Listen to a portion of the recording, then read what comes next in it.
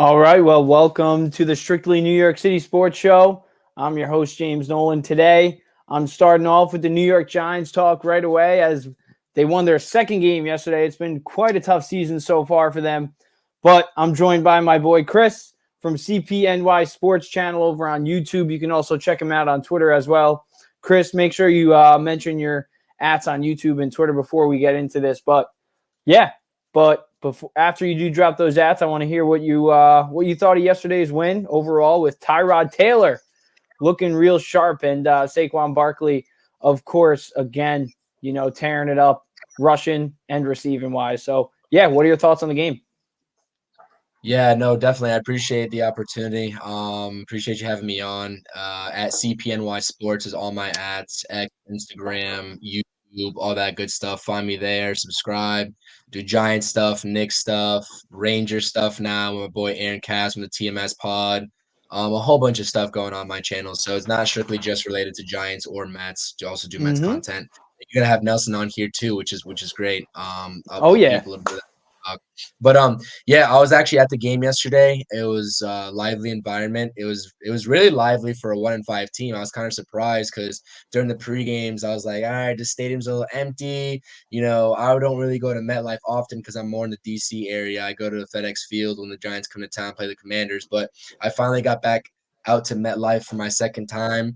It was great. The stadium filled out. It was electric, and we got a much needed W, honestly, in the grand scheme of things, depending on how you look at the season so far and how it's played out versus where we really want to be. Now, like I said, Giants Twitter has been taking a beating. There's been two sides of Giants Twitter um, for a while now in regards to the QB situation, in regards to wins and losses, in regards to how we go from here. But I'm happy that the Giants do what they do best and continued beating Washington. And it was beautiful. I mean, it was a low scoring 14-7 classic NFC East game. Obviously, Waller, Saquon with the two TDs. The defense held it down. You'll see on my top five New York Giants through week 7, 4 of those 5 guys are going to be on the defensive side of the ball because those guys really have held it down for the last 2 weeks, especially in Buffalo, with what I thought was supposed to be a win, supposed to be our second win, going into Washington feeling confident, getting our third win. But the cards didn't align, didn't stack out for many reasons. But I'm happy we escaped with a win, especially given that Saquon fumble has kind of given me a little bit of anxiety. I was like, I've seen this all too well before with the Giants and giving up close games late, but it ended up working out. It was a fun atmosphere to be a part of. Yeah, and especially I'm not sure if there was because Daniel Jones obviously has not been playing very good. He's only participated in 5 games and going down with the neck injury. So before we do get into Tyrod Taylor, there has been a lot of not rumors of Daniel Jones potentially losing his job, but I think it's crazy to hear that people are even talking about it considering the contract that he got over the offseason. I think once he's healthy, he'll be the starting quarterback. But what are your thoughts? I'm interested to hear your thoughts on it. Do you think that there is potentially a QB battle now that Tyrod Taylor is actually showing that he can actually move the ball in this offense? But yeah, when Jones comes back, whose job do you think it is? I mean, at this point, it kind of has to be. We've seen this situation play out with different teams. Obviously, the Giants, this is not a unique situation, around the league. We've seen it, in various Yep. instances of guys holding it down, and then the veteran QB comes back, or not even the veteran, because Terod is a veteran, but, the established starting QB from the beginning of the season comes back, and it's like, whose job is it really going to be because the backup does well?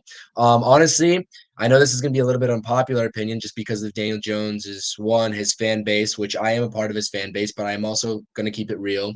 I like the way the Giants offense is flowing and moving through Tyrod Taylor. So I would think that it does go back to Daniel Jones for one reason or another, right? But at the end of the day, we can't turn the blind eye to say that the Giants offense doesn't at least look better and to move the ball down the field better with Tyrod Taylor in there rather than Daniel Jones. Now, the point that I will make is that there's two fronts of this story, right? Like, to Daniel Jones' credit, the defense has not played this well that they have in the past 2 weeks under Tyrod Taylor. When Daniel Jones is playing in the first couple of games of the season, the defense is night and day difference these last 2 weeks. than when Daniel Jones was under center. And that helps a lot. That helps out a QB a lot in terms of just having the confidence to move that ball downfield, knowing that your defense is going to get those stops and get you the ball back. So that's one aspect of it. But still, the offensive line looked no different in Tyrod Taylor starts than it did in Daniel Jones starts. If not, it even looked worse because yesterday we were missing 3 of our starting 5 linemen. Evan Neal was out, Andrew Thomas was out, and John Michael Schmitz was out. You had Tyree Phillips filling in there, I believe at right tackle. I mean, Justin Pugh is second week back. Obviously, he's going to do a lot better than he did the first week, but given where he came from, obviously he's been just kind of a plug and play guy. So we'll see what happens. But Tyrod Taylor has been doing a lot moving around the pocket. He looks comfortable back there because this offensive line is still getting him pressured, right? He's still getting those pressures. Chase Young had a couple sacks yesterday in yesterday's game, and Tyrod Taylor just looks a lot more comfortable in that pocket with pressure in his face than Daniel Jones does. So that's what I will say. But I do think it's Daniel Jones's job. I want to see how this regime goes about it, though, because obviously Daniel Jones got that massive contract. In order to move on from Daniel Jones, right, if you figure out that he's not the guy, you have to play him on this contract. You have to go, trot him out there, and he has to fail for you to have justification to go to the owner and say, listen, we need to go and draft a new quarterback. So that's something that there's a lot of aspects at play. That's what I'm trying to say here. That's what my whole point is that it's not clear cut as to who should be out there. And that's the unfortunate thing with this coaching staff and this regime that they have to figure out, and they get paid the big bucks to figure that out. But in terms of actually putting the Giants in a position right now in 2023, I get what Daniel Jones did in 2022. I get he won us a playoff game. He got us to the playoffs, won us a playoff game. But right now with the roster and the construction, with the health of this team or lack thereof, I think Tyrod Taylor honestly gives the Giants the best chance at winning ball games, right? So we'll see. I mean, I'm not going to put a damper in Daniel Jones's career. I'm not saying his time with the Giants is done and that we're for sure drafting a quarterback this year, but it makes you wonder as a Giants fan, like what the night and day difference is in this ball moving downfield. Why are they all of a sudden able to throw and call plays for the quarterback to throw deep bombs to Jalen Hyatt, where we didn't see that much except for in the Arizona Cardinals game under Daniel Jones? It makes you wonder. Yeah, I know what you mean there, and I'm shocked to hear you mention the draft. Even in with Jones signing that 4-year contract, do you think that there's anybody in this upcoming draft quarterback wise? I mean, there's a lot of guys. You got Shadur Sanders from Colorado, Caleb Williams, obviously probably going to go number 1. Drake May, another guy who's a stud. So is there anybody that you think the Giants might actually have a shot at getting?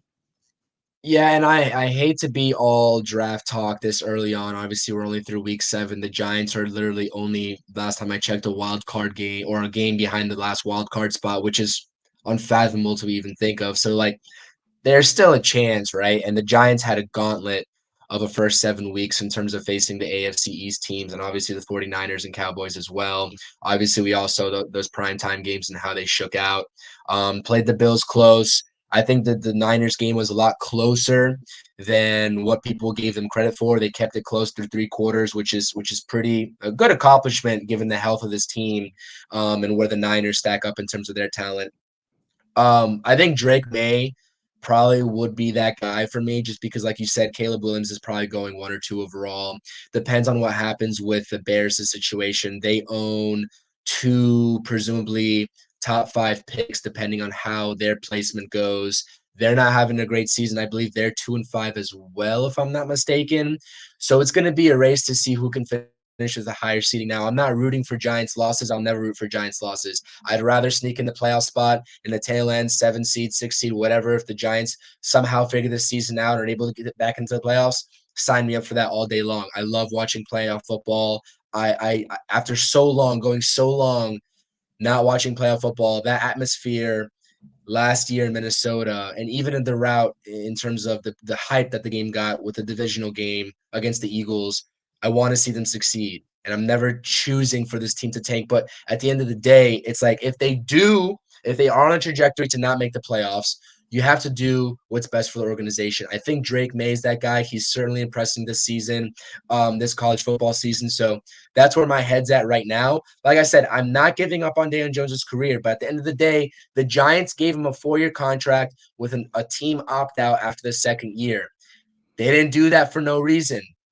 They did that because they didn't want to commit to the full 4 years. They basically gave him another 2-year deal to prove himself.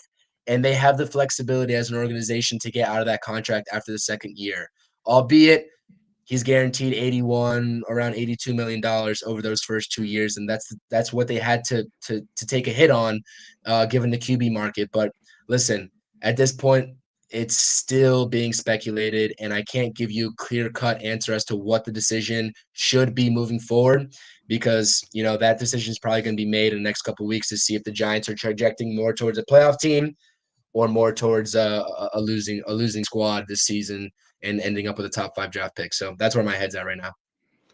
Yeah, I mean that's exciting to hear. I mean, not obviously the losing all and tanking, obviously, but just getting that top quarterback potentially that the Giants have been looking for since really Eli Manning won those 2 Super Bowls. Um, so let's get right into it though. The game, Tyrod Taylor.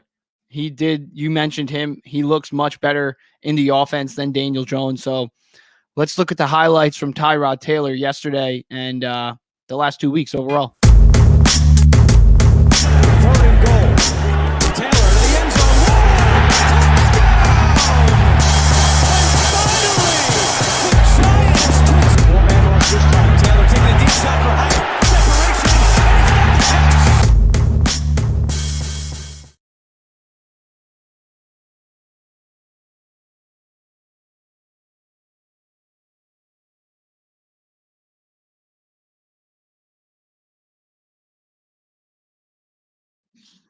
Now it's over, I guess.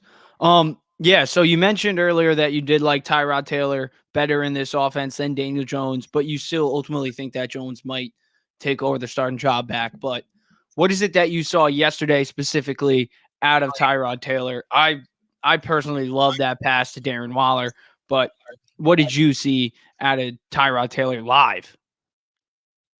The way that like I said, just to reiterate on my point, when you get pressure off the edge, Chase Young was in his face.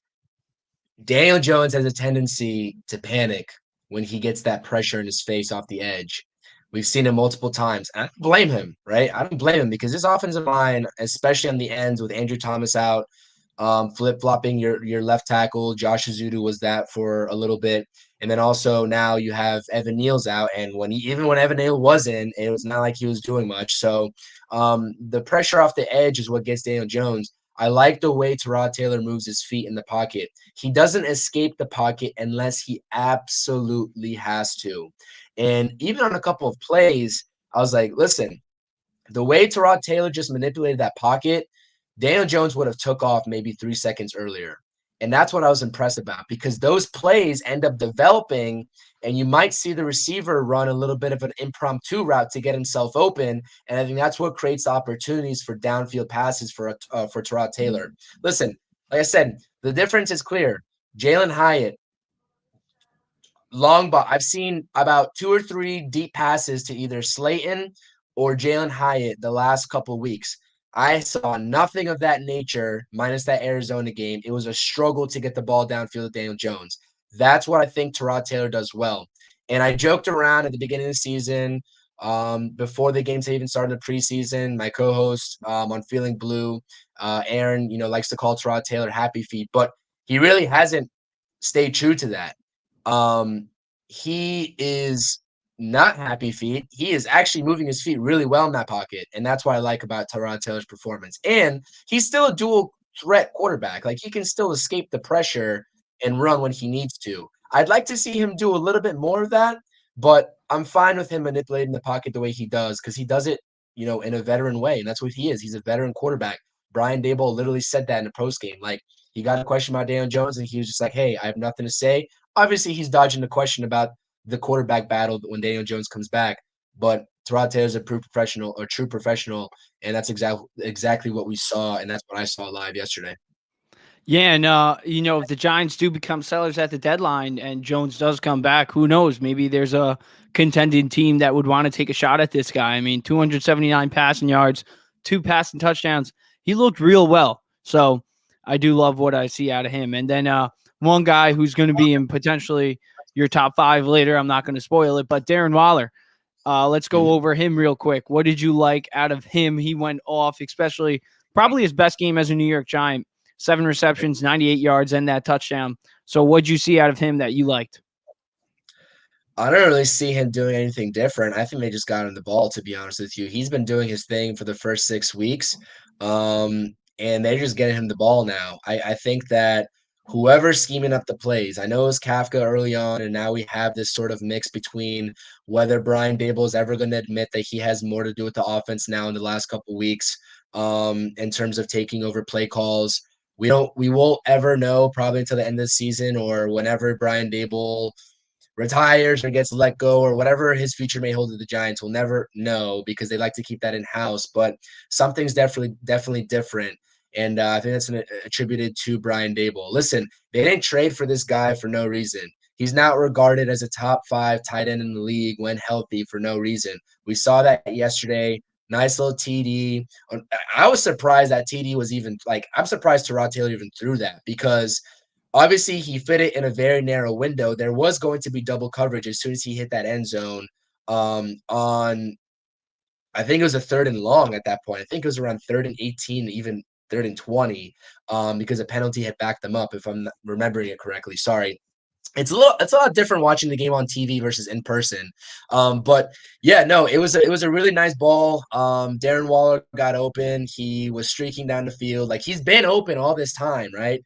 And they just haven't gotten the ball because I guess Daniel Jones, for one reason or another, just doesn't have time to throw him the ball. But when the QB has time and he manipulates the pocket well, and I keep saying that term because it's exactly what Terod Taylor does really well, and he's done really well over the last 2 weeks, you're going to see Darren Waller get the ball more. You're going to see Darius Slayton get the ball more. Wan'Dale Robinson get the ball more. The offense is going to flow a lot better. And I think Darren Waller is one guy in particular that benefits his overall performance in terms of statistics with Terod Taylor on the field versus Daniel Jones. So really happy with his performance, just shy of 100 yards. Finally, nice to get him that first TD of the season.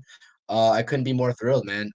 We've been waiting for him to show up, and I don't think it's been his fault for a slow start, but hopefully this signifies more, and we can get him the ball even more now. Because if he gets 7, 8, 9, 10 receptions a game, sign me up for that.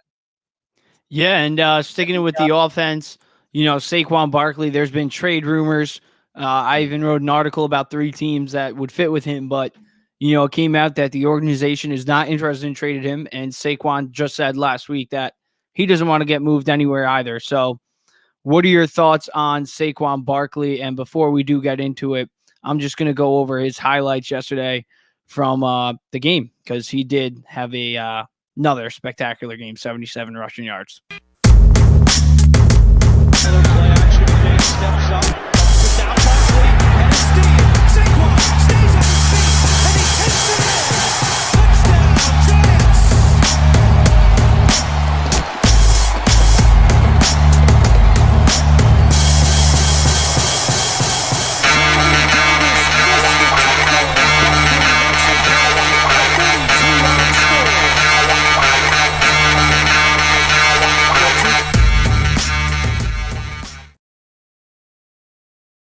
So Saquon Barkley, 170 rushing yards since his return off the injured list. Well, yeah, injured reserved. Not injured reserve, but whatever they call it in the NFL. Saquon Barkley, though, shutting down those trade rumors. What did you see out of him yesterday? Even in the receiving wise, he was catching the ball out of the backfield very well. He had that receiving touchdown and rushing touchdown. So out of Saquon live, what did you see out of him, and how did the crowd react to him going off? I mean, classic Saquon performance. You expect nothing less out of him. Shifty. I mean, catching the ball out of the backfield, just shaking defenders, stiff arming if he needs to. I mean, he was a 30-yard TD reception, shook off a couple defenders, just what he does best. It's really nice to see that he's adamant about staying a New York Giant. Um, you know, I have a difficult time assessing Saquon Barkley's situation in terms of the best career fit for him moving forward. It's been a little bit of a struggle for him. He's had up and down seasons due to injury. I want him on the team moving forward, but I understand, and I know that he shut the rumors down, but if he were to have requested a trade or been more open and vocal to being traded, then I wouldn't have blamed him, to be honest with you. Um, the whole situation of how his high ankle sprain was handled. The team labeled it a mild ankle sprain earlier this season when he was sitting out and he was injured during that Arizona Cardinals game. That didn't make too much sense to me. He kind of went against the team and openly revealed what his true injury was. And I wasn't sure why the team wasn't being transparent. So I wasn't sure if there was a relationship hindrance between the front office and Saquon. But if he's coming out to the media and saying he wants to remain a New York Giant, I think the reports were saying that, or Saquon Barkley himself said that Shane and Dable came up to him and said that they have no intentions on trading him come the trade deadline, which is good to give reassurance to your star player about something like that not happening and not having him worry about that. So absolutely classic performance, though. The Giants, it's no shock, regardless of Tyrod being on the field or Daniel Jones being on the field, Saquon Barkley is the X factor every single week for the New York Giants. It's not a mistake. His production, it can't be replicated. It just can't be replicated because you can't replicate his talent. I respect Matt Breida and everything that he's done in this league and continues to do for the Giants because I think he's a hell of a running back, but not many people are replicating what Saquon Barkley can do on that field. So really happy with the performance, happy he got in the end zone. And I hope the Giants continue to stack W's, especially going into that Jets game. So he can shut these rumors down once and for all, because I feel like it's been never-ending drama with Saquon with this whole franchise tag thing that happened and the long-term deals and the whole running back market situation around the league. And he's certainly no exception. So would like to see him remain a Giant and retire a Giant if that's possible. We'll see after this season if he inks a new deal. But I have no doubts that he's going to continue performing on the field. Yeah, man. I'm excited for it. This game upcoming against the Jets too. Your Giants against my Jets. I'm hyped to see what we're going to see out of it. But yeah, before I do let you go, do you have time to go over your top 5 real quick?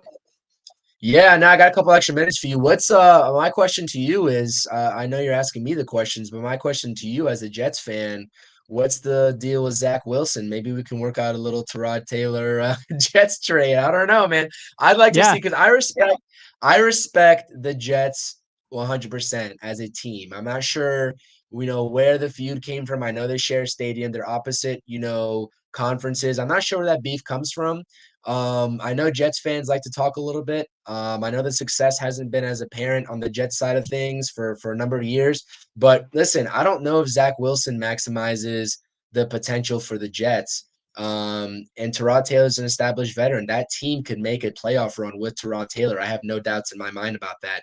I know that might be an unpopular opinion. I'm not trying to ship Tyrod Taylor out of here by any means. I'm definitely willing to retain him if the plan is to start him for the Giants. But like you said earlier in the show, like if the Giants are planning to, bring Daniel Jones back, to maximize assets, they might be able to find a trade partner for him. I'm not sure. Yeah, I mean, I like the idea of Tyrod Taylor on the Jets. I actually heard it on the radio earlier today. I was listening to WFAN, and someone mentioned that it could be a tryout almost for Tyrod Taylor against the Jets. So who knows? I mean, there's reports of Aaron Rodgers coming back week 15, but honestly, I don't want to get my hopes up. I don't think any Jets fan should as well. And Zach Wilson, as good as he has looked, let's be real. He doesn't. Is he better than Tyrod Taylor? No.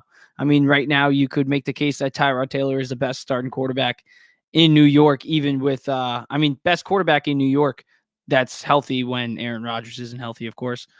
But no, we'll see what goes on. But listen, I would love to have Tyrod Taylor as the quarterback, but we got to see what he can do against a top defense. Because if the Jets are going to be in playoff contention, they're going to be going up against top defenses.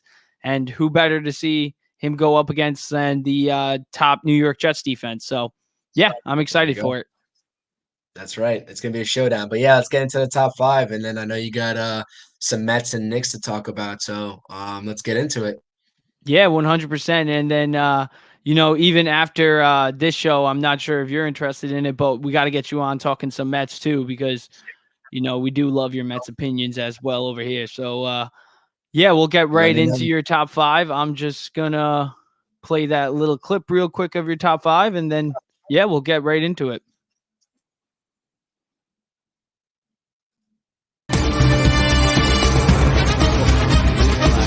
Here we go.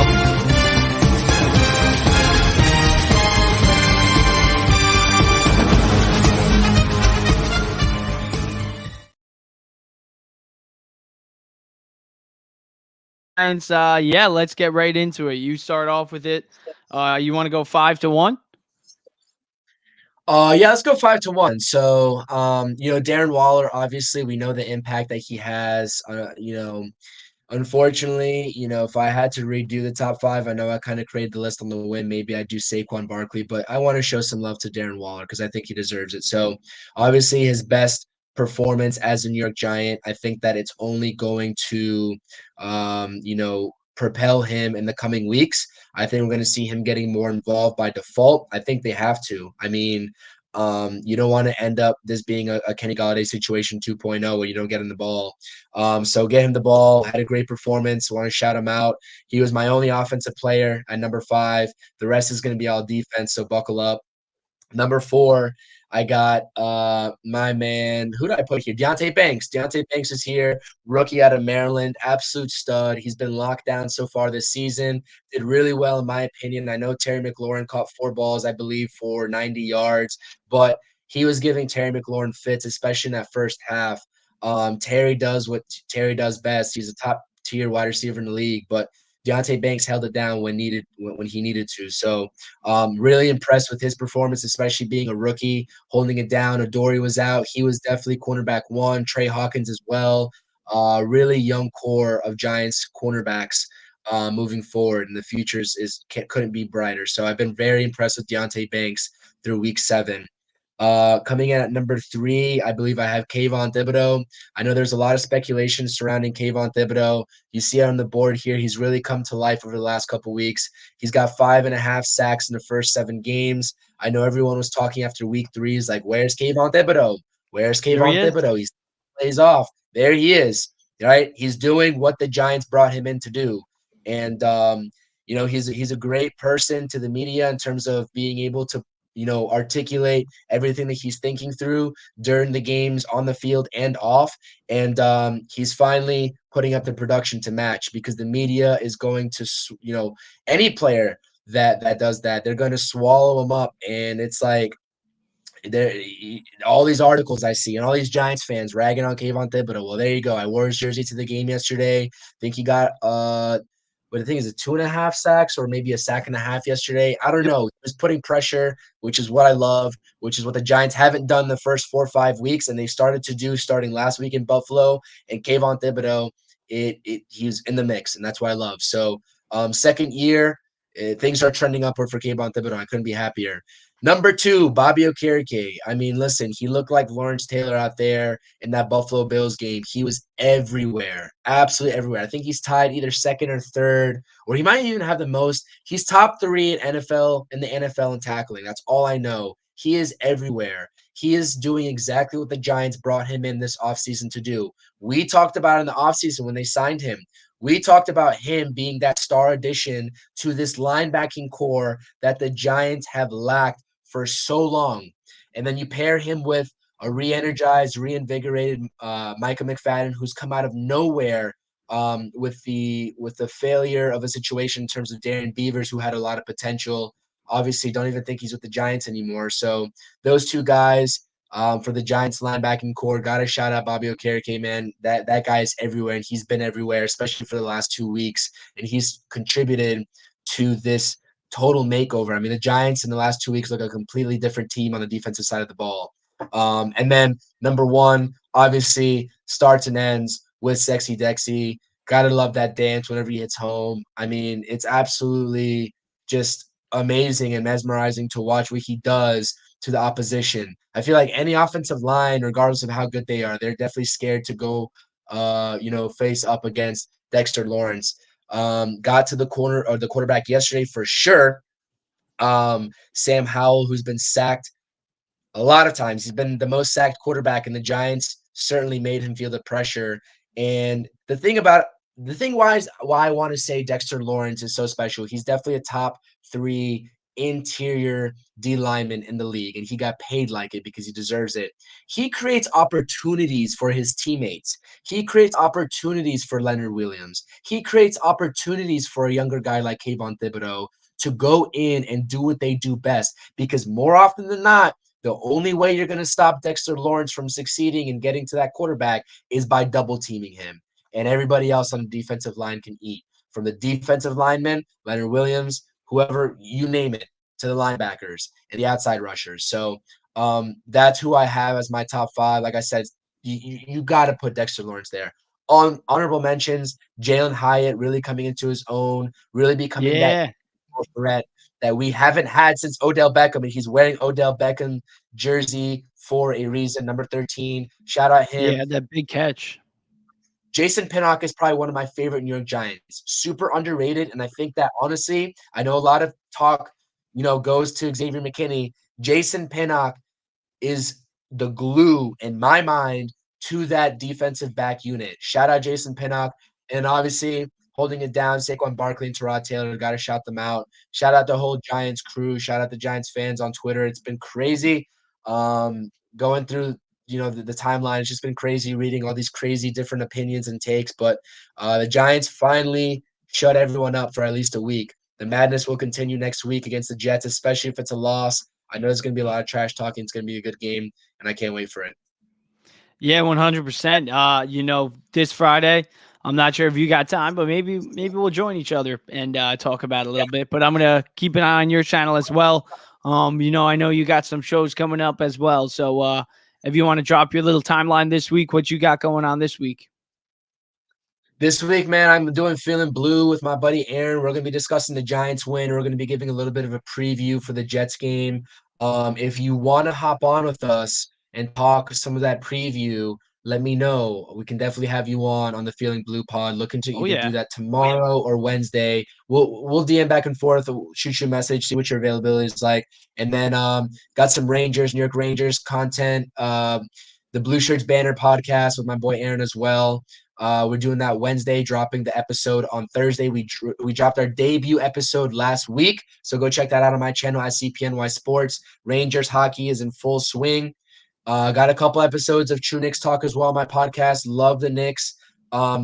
Excited for that season. The Rangers and the Knicks have to give us something, at least me, something to be excited about, because the way the Giants and the Mets have looked this season has certainly been disappointing. So really looking to do more content for the Knicks and Rangers coming up. And we're getting to that full swing of season. Fall sports is approaching.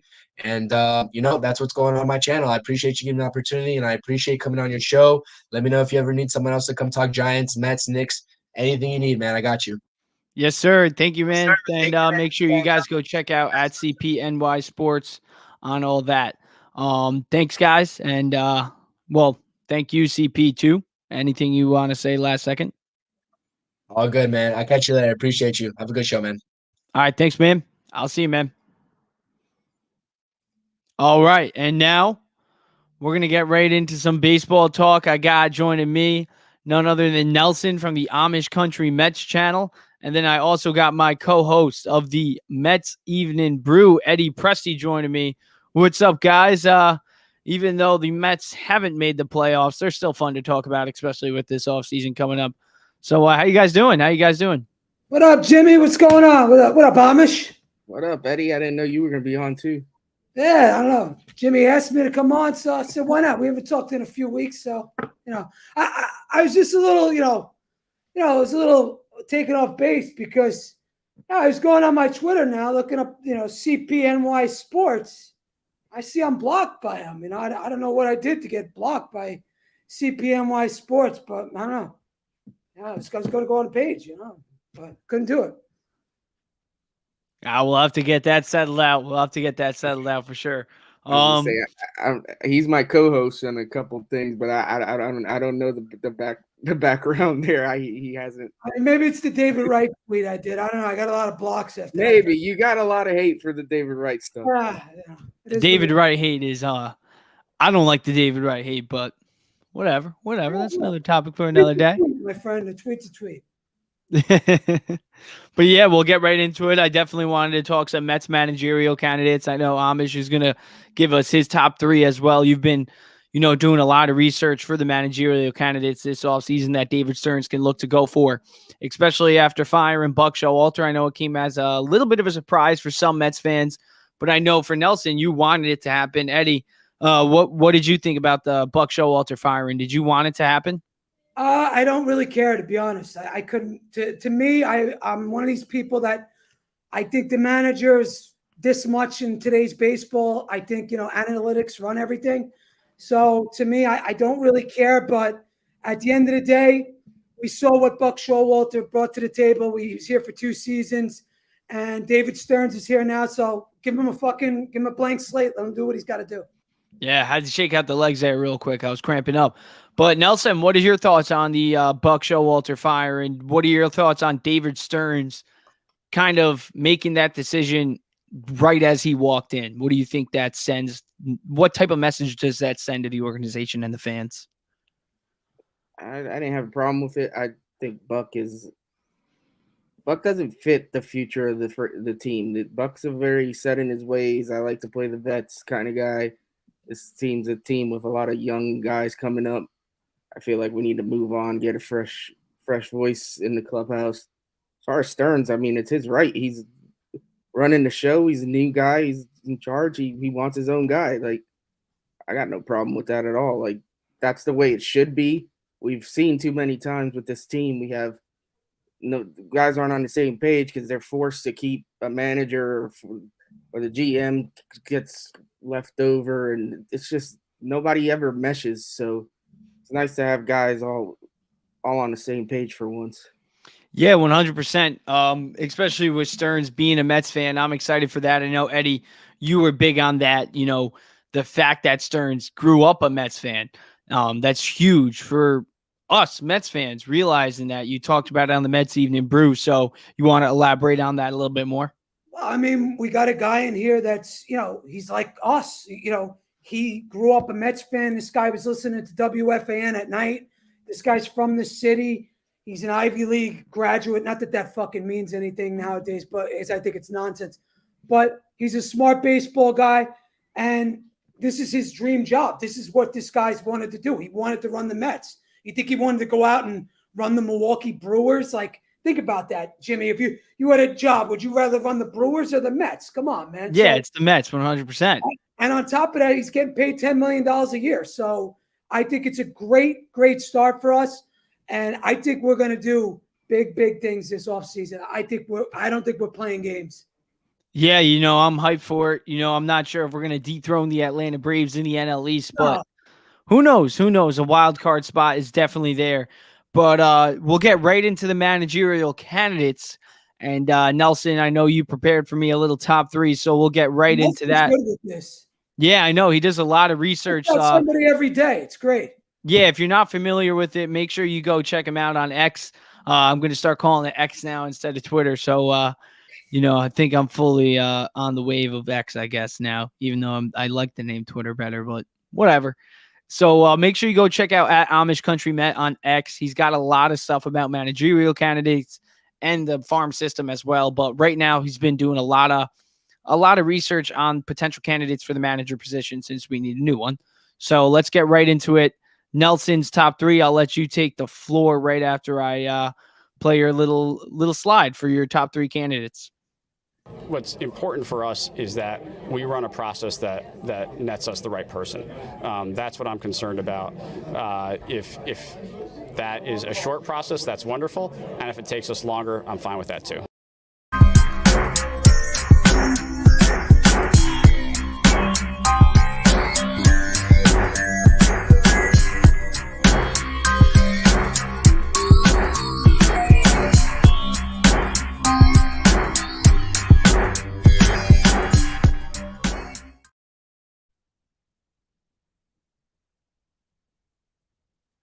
manage the New York Mets. Nelson, let me hear it.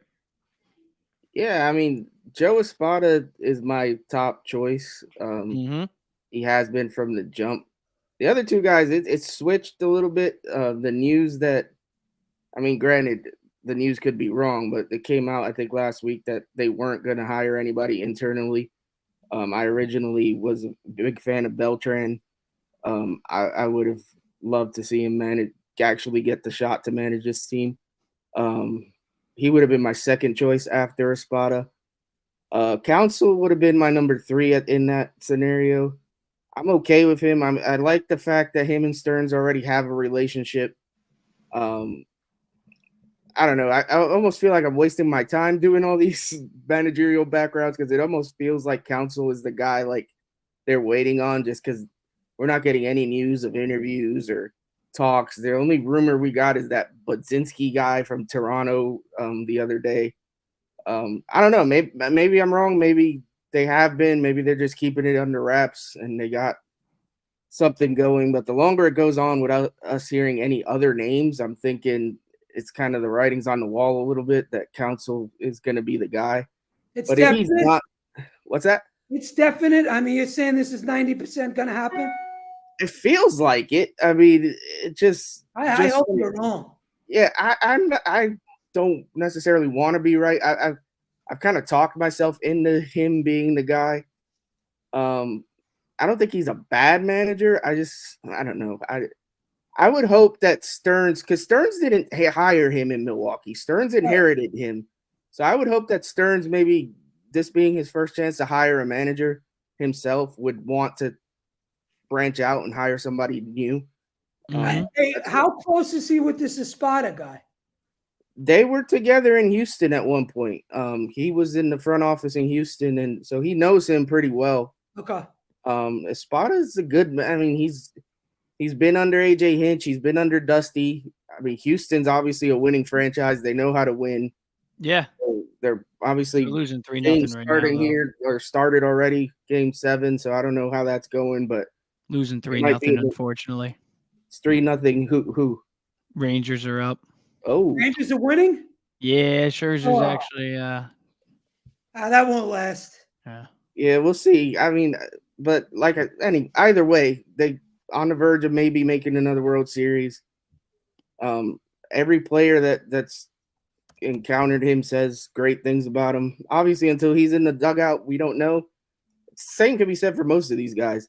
The only reason I put Don Kelly's an interesting choice. He's a Pirates bench coach. So the younger guy. I kind of like him because he's got local ties. He's he's from about an hour away from here. So I know a little bit about him personally, but like you, Eddie, I think these managers are a crapshoot, man. And it's so much with the front office does so much, and makes so many of the calls these days that it really doesn't matter that much.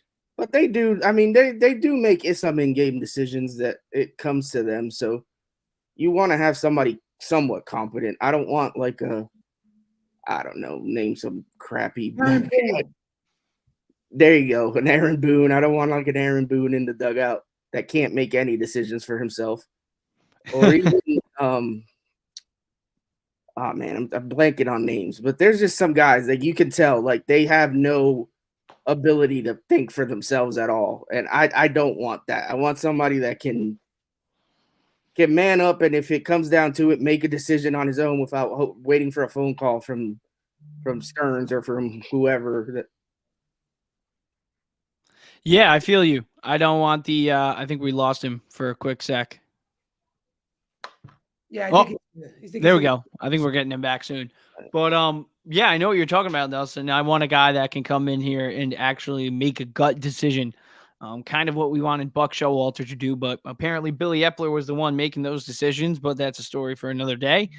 But when you look at all three of your candidates that you mentioned, I mean, Joe Espada does seem pretty intriguing. Astros obviously in game 7 right now, not doing too well right now, but who knows? The Astros are a team that can always flip the table at any point.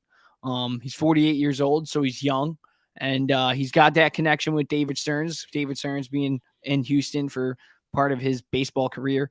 And then, Craig Counsell, I know we're not a big fan on him because it's a boring hire, but he does have 16 years of MLB experience playing. So that's something that you do kind of like. Maybe he can make those good decisions. But Don Kelly was the interesting one that you mentioned to me because, 9 years in the MLB as a utility player. So that's what interests me because, utility player, you play every single position. He would be kind of the wild card choice, I feel like, but that's why you had him third on your list. So, all three of those guys I like. I think it's going to be Counsell.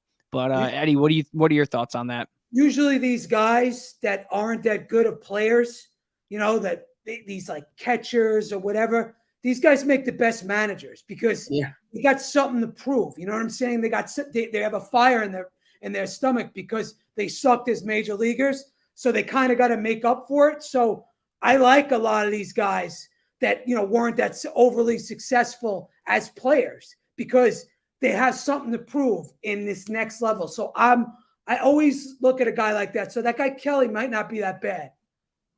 Yeah, and CP just dropped in the comments. Nelson, what are your thoughts on that comment real quick? And then Eddie, I'll let you answer that as well. Because Buck didn't really light up the umps that much, especially when the Mets got hit by a pitch. We didn't see him react in any sort of way. So do you think any three of these guys, would kind of stand up for the Mets more than Showalter did?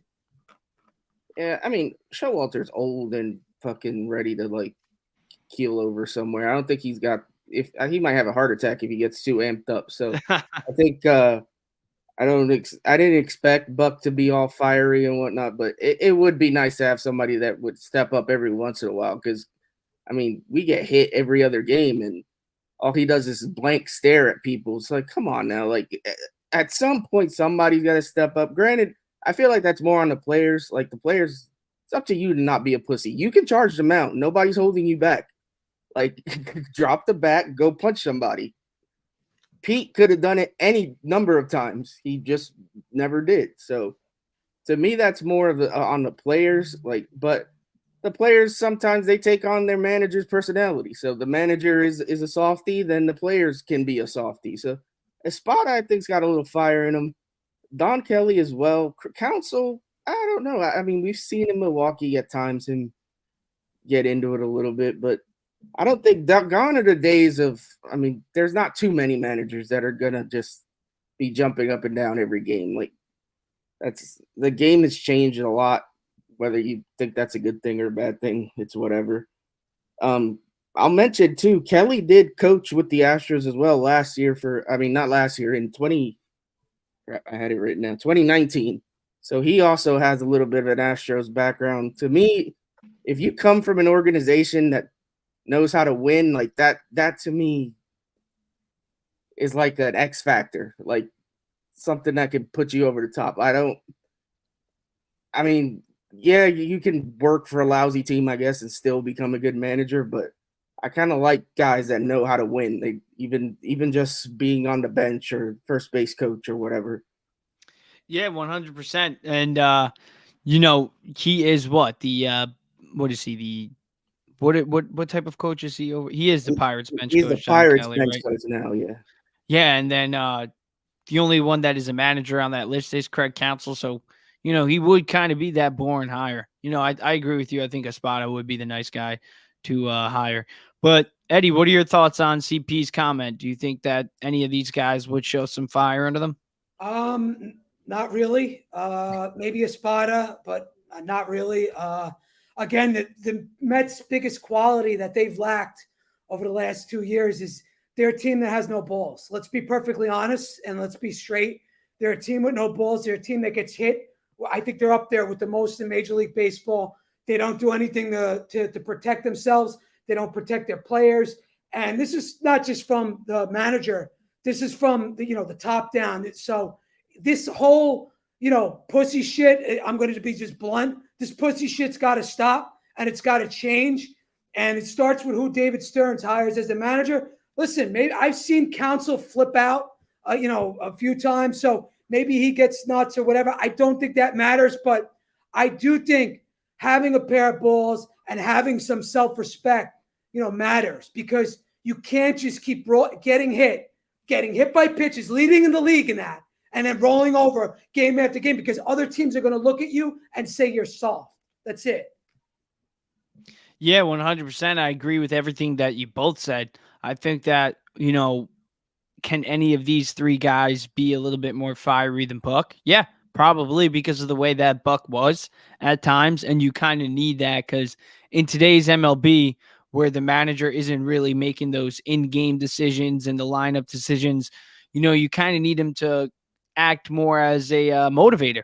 And the best way to motivate the guy sometimes is to go out there on the field and throw a fit. So, that's the best way to go about it. But, I'll leave it. The last question I'll ask you guys about this manager topic is, out of these three guys, Amish, I know you want Espada.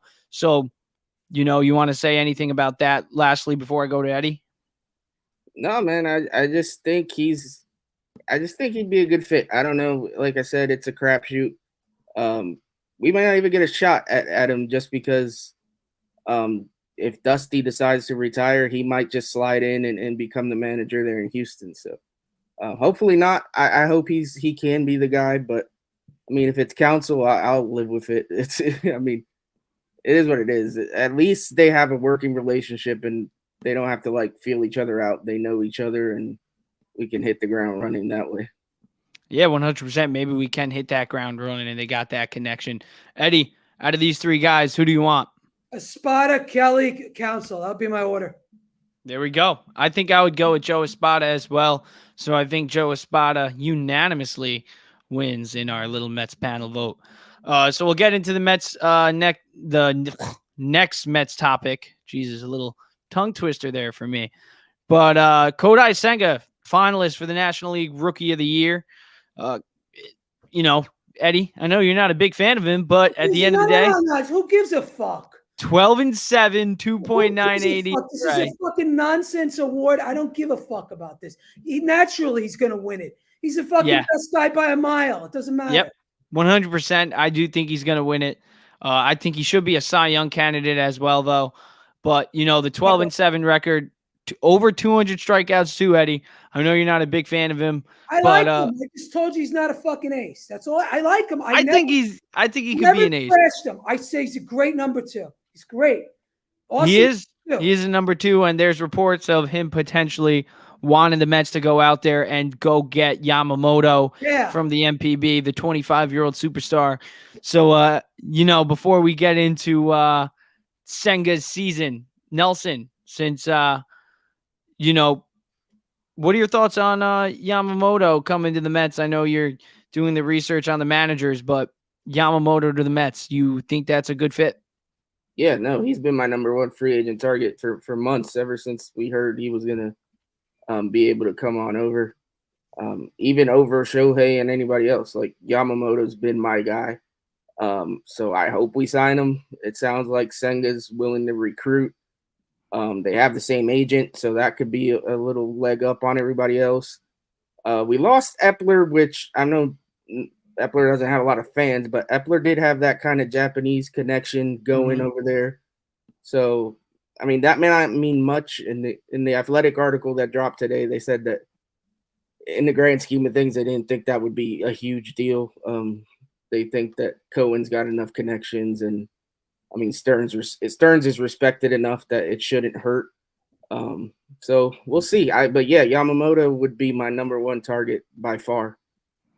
Yeah, I would love to have him as well. Eddie, what are your thoughts? You think Kodai Senga is right? Should the Mets go after Yamamoto? Fuck yeah, they should go after Yamamoto. He's the youngest, guy on the market. He's got a ton of potential.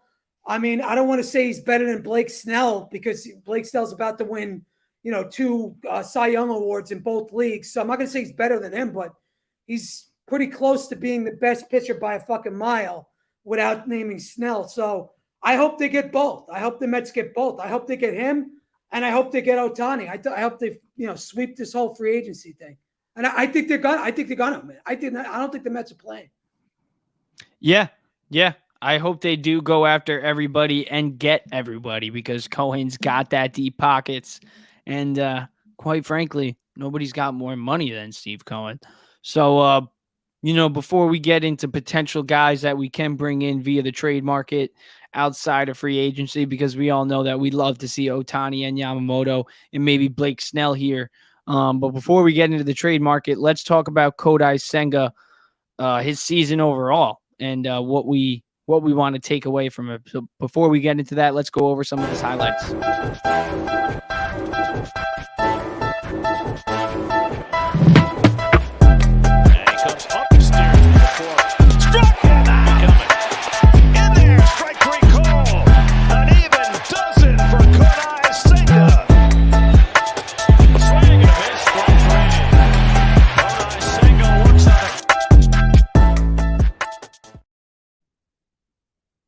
The 2.98 ERA, over 200 Ks, and 12-7 record in his first season over here. So, Eddie, I know you called him a solid number 2, but I'll let you take this first. What do you think Senga proved, though, in his first season besides being a number 2? Do you think that he proved that at least that 5-year, $75 million contract was well worth it? Oh, he's been a steal. He's been one of the few bright spots in an awful season, a season that I don't even want to think about again. But he was one of our 1 or 2 lone bright spots this whole season. So, I may peg him down and say he's not an ace, but for 5 years, $75 million, this guy's a steal, and he pitched great for us. And he pitched, if anything, he proved he could pitch in New York, and he's up for the pressure. So I give him that. Do you think that Senga could not be the ace of the Mets? Because I think he's the ace, but you don't think he's an ace, so I'll leave that. We'll agree to disagree there. But do you think that Senga can at least get better and have a better year than he did this season going forward? I mean, listen, I'll sign up for this year every single year going forward. You know what I mean? Like, I don't expect him to go, 7-8 innings. Give me a solid quality start every single time out, and I'm happy. And honestly, if you give me an ace, if we were to get Zach Wheeler tomorrow and you give me a quality start, 6 innings, 3 earned runs, I'm happy. I'm happy, man, because that does so much for your bullpen. The bullpen gets rested. You get guys going into the 7th inning. It helps out, man. And over the course of a long season, it helps, keep guys fresh, and, it builds something. So, listen, can he be better? Sure. I don't expect him to be better, but, hey, listen, anybody could get better. You know what I'm saying? Anybody can. So we'll see. But you give me what he gave me this year, every year, I'm happy. Yeah. I mean, he is 30 years old, so maybe he doesn't get better talent-wise, but maybe he gets more comfortable over here and gets more in a rhythm. But, Nelson, what did you think of Kodai Senga's first year in New York? I mean, you couldn't really ask for much more. He did what he needed to do. He was a solid number 2. He wasn't an ace. He shouldn't have had to be an ace, considering we had Verlander and Scherzer ahead of him. That obviously didn't work out. I think, just judging by, obviously it took him like a month or 2 to really get settled. Like, for the first couple months, he was walking a lot of guys. He was kind of battling, struggling to get through 5-6 innings. After he kind of got settled in, he really took off. And I think now that he has a year under his belt, I think next year he could take off and be even better. And I do think he has ace potential. The thing is, I don't want him to be the ace. I want to be greedy. I want somebody in here that's above him, that he can slide into that number 2 spot. Hell, if we can make him a number 3, even better. I want the most talented rotation possible. But yeah, I have no issues with his season. I think he did great. He'll probably fall just short of Rookie of the Year, thanks to Corbin Carroll. But I mean, he was phenomenal. I have no complaints. Yeah, so I know both of you mentioned that you don't want Senga to be the ace now. And I kind of agree with you there. As much as I do want Senga to get better and better, I'm going to be a realist and realize that he is 30 years old. He did probably show what he can do. This could be his ceiling, and if it's his ceiling, like Eddie said, I'm completely okay with that. So we all are on the same page, and we want the Mets to get somebody better than Senga. whether that's Yamamoto, whether that's Ohtani, whether that's somebody in the trade market like Corbin Burns, maybe Tyler Glasnow, or maybe even Shane Bieber from Cleveland. And I didn't even mention Blake Snell in free agency as well. So out of all the guys I just mentioned there, who do you want to see? Nelson, I'll let you take this one first. Who do you want to see join Senga? I mean, obviously Yamamoto's the top target there. Snell, I mean, if we sign Snell, I'm not going to cry about it. I just worry. I don't trust guys having career years on their free agent year. Like too many times these guys get the bag and then they go in the toilet. And not to mention the last time he won a Cy Young and was dominant, the next few years up until this year, he really hasn't been an ace. He's been like a third starter type, like a 4 ERA. Like he hasn't been lights out. This was the first year since that Cy Young year that he's really taken off. Also, he hasn't pitched a ton of innings either. He's been a guy that gets hurt a lot. But you can say that about any of these guys. That's the knock. Like people will say, oh, well, that guy's hurt. This guy gets hurt. Glasnow gets hurt. They all get hurt. Like at this point, none of these pitchers really survive a year without getting hurt. You just got to try to avoid the major injuries. So, I mean, yeah, Snell would be all right. Burns, if Milwaukee's willing to trade him, I guess he would be my top choice out of all of those other guys I like on the trade market. Bieber, I'm not that impressed with. I feel like he's regressed a little bit. Glasnow really is made of glass, dude. Like the dude's barely pitched over 100 innings. Yeah, this is career high, 21 games started. It is. Our guy Cousins does make a good point. It is his contract year though. Guys do show out in their contract year, so maybe what do we got to give up for him though? Probably not a lot, honestly, though. Yeah, I don't know. It's the Rays. That's always tricky. Trading with the Rays, you never know. But he could be a guy that has a career year, and then, I mean, you could then decide whether you want to sign him long term or not. But yeah, we'll see what happens. There's a lot of options. It's not like we're lacking options. That's for sure. Yeah, we do need Stearns to get some pitching in here, especially in that bullpen. So we'll get into the bullpen next, and I'll let Eddie take that one first because he's big on building a big bullpen over here. But Eddie, who do you think out of all the starters that we were talking about, who do you think the Mets should go after to join Senga at the top of the rotation? I mean, listen, obviously Yamamoto, he's a no-brainer. Mm-hmm. I think Snell is a really good pitcher. I think he's a guy that's got a lot of experience. I know he doesn't get deep into games, and you're right about that, Nelson. But if he's pitching now, he's won in a lot of places. He's pretty much won everywhere he's gone, and that's a good thing to me. So, he's got a winning background, winning pedigree. You could sign him, right? Sign me up for him. I get it. I get the concerns with the free agency and getting the bag. I get all that, but listen, when you win 2 Cy Youngs in 2 different leagues, that separates you from a lot of different guys. So I would be all over Snell. As far as trading for guys, listen, you posted it today about Glasnow. I said if the price is right on him, listen, we're not giving up a ton for this guy, I'll take him. I'll definitely take a flyer on him, especially in his walk year. All these guys, they all want to get paid.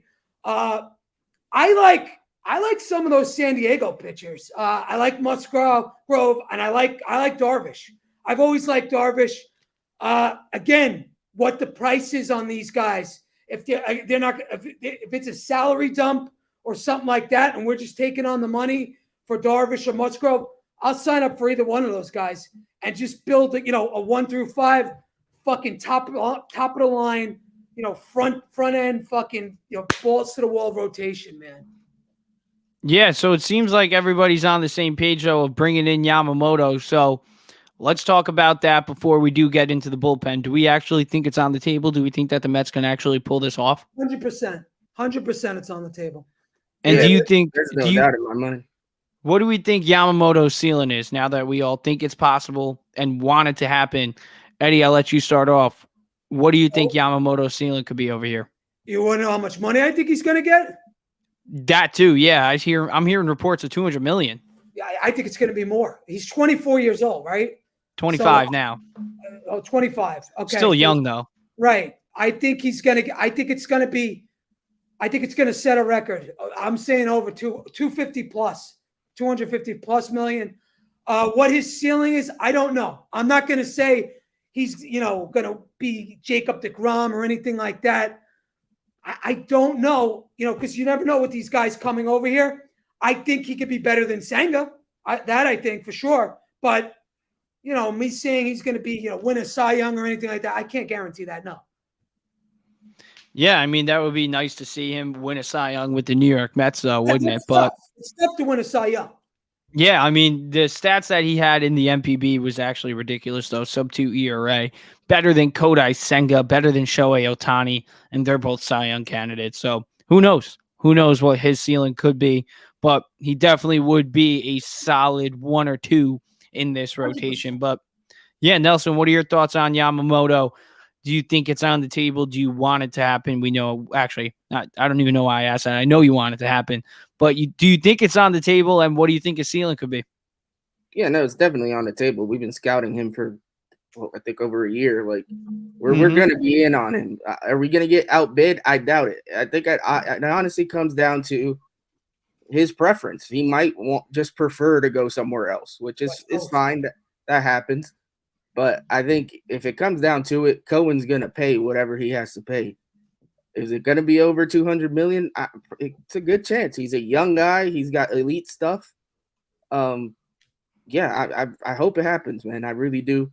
And I think he can be – I'll go as far as to say I think he can be an ace. He's got that potential. He's easily has that potential. He's had better numbers than Kodai. He's younger than Kodai. He's got nasty stuff. Like, I really like this kid. So yeah, I think if we sign him, he's going to be our future ace. I really feel confident saying that. Yeah, and then here's the next question, Nelson. I'll let you take it first. Does losing Billy Epler hurt the chances of us signing Ohtani or Yamamoto? I mean, I think maybe it hurts a little bit with Ohtani just because they did have that prior relationship. Like, he signed them in LA. I don't think in the grand scheme of things it's going to make that big of a difference, though. Already kind of touched on it with Yamamoto. It doesn't seem like that's going to be a big deal with Yamamoto. Yamamoto has the ties with Kodai's agent and all that, so I think that helps. The only thing with Ohtani, the only thing about signing them both is, and now I don't know if you guys read that Athletic article, but they mentioned where Japanese players sometimes don't like to sign on each other's teams. They kind of like to defer to like who the star Japanese guy is. In Yamamoto's case, they said that he doesn't really have a problem with that. He loved pitching in the WBC and he had fun with that and being with his other guys. So he might be okay with it. Ohtani, I'm not entirely sure. I don't know if he's going to be one of those guys that would prefer to like defer to Senga and Yamamoto and be like, hey, let those guys do their thing over there. I'm going to go somewhere else. Or maybe he's like, screw it. Let's form Team Japan over here in the USA. That would be awesome for me.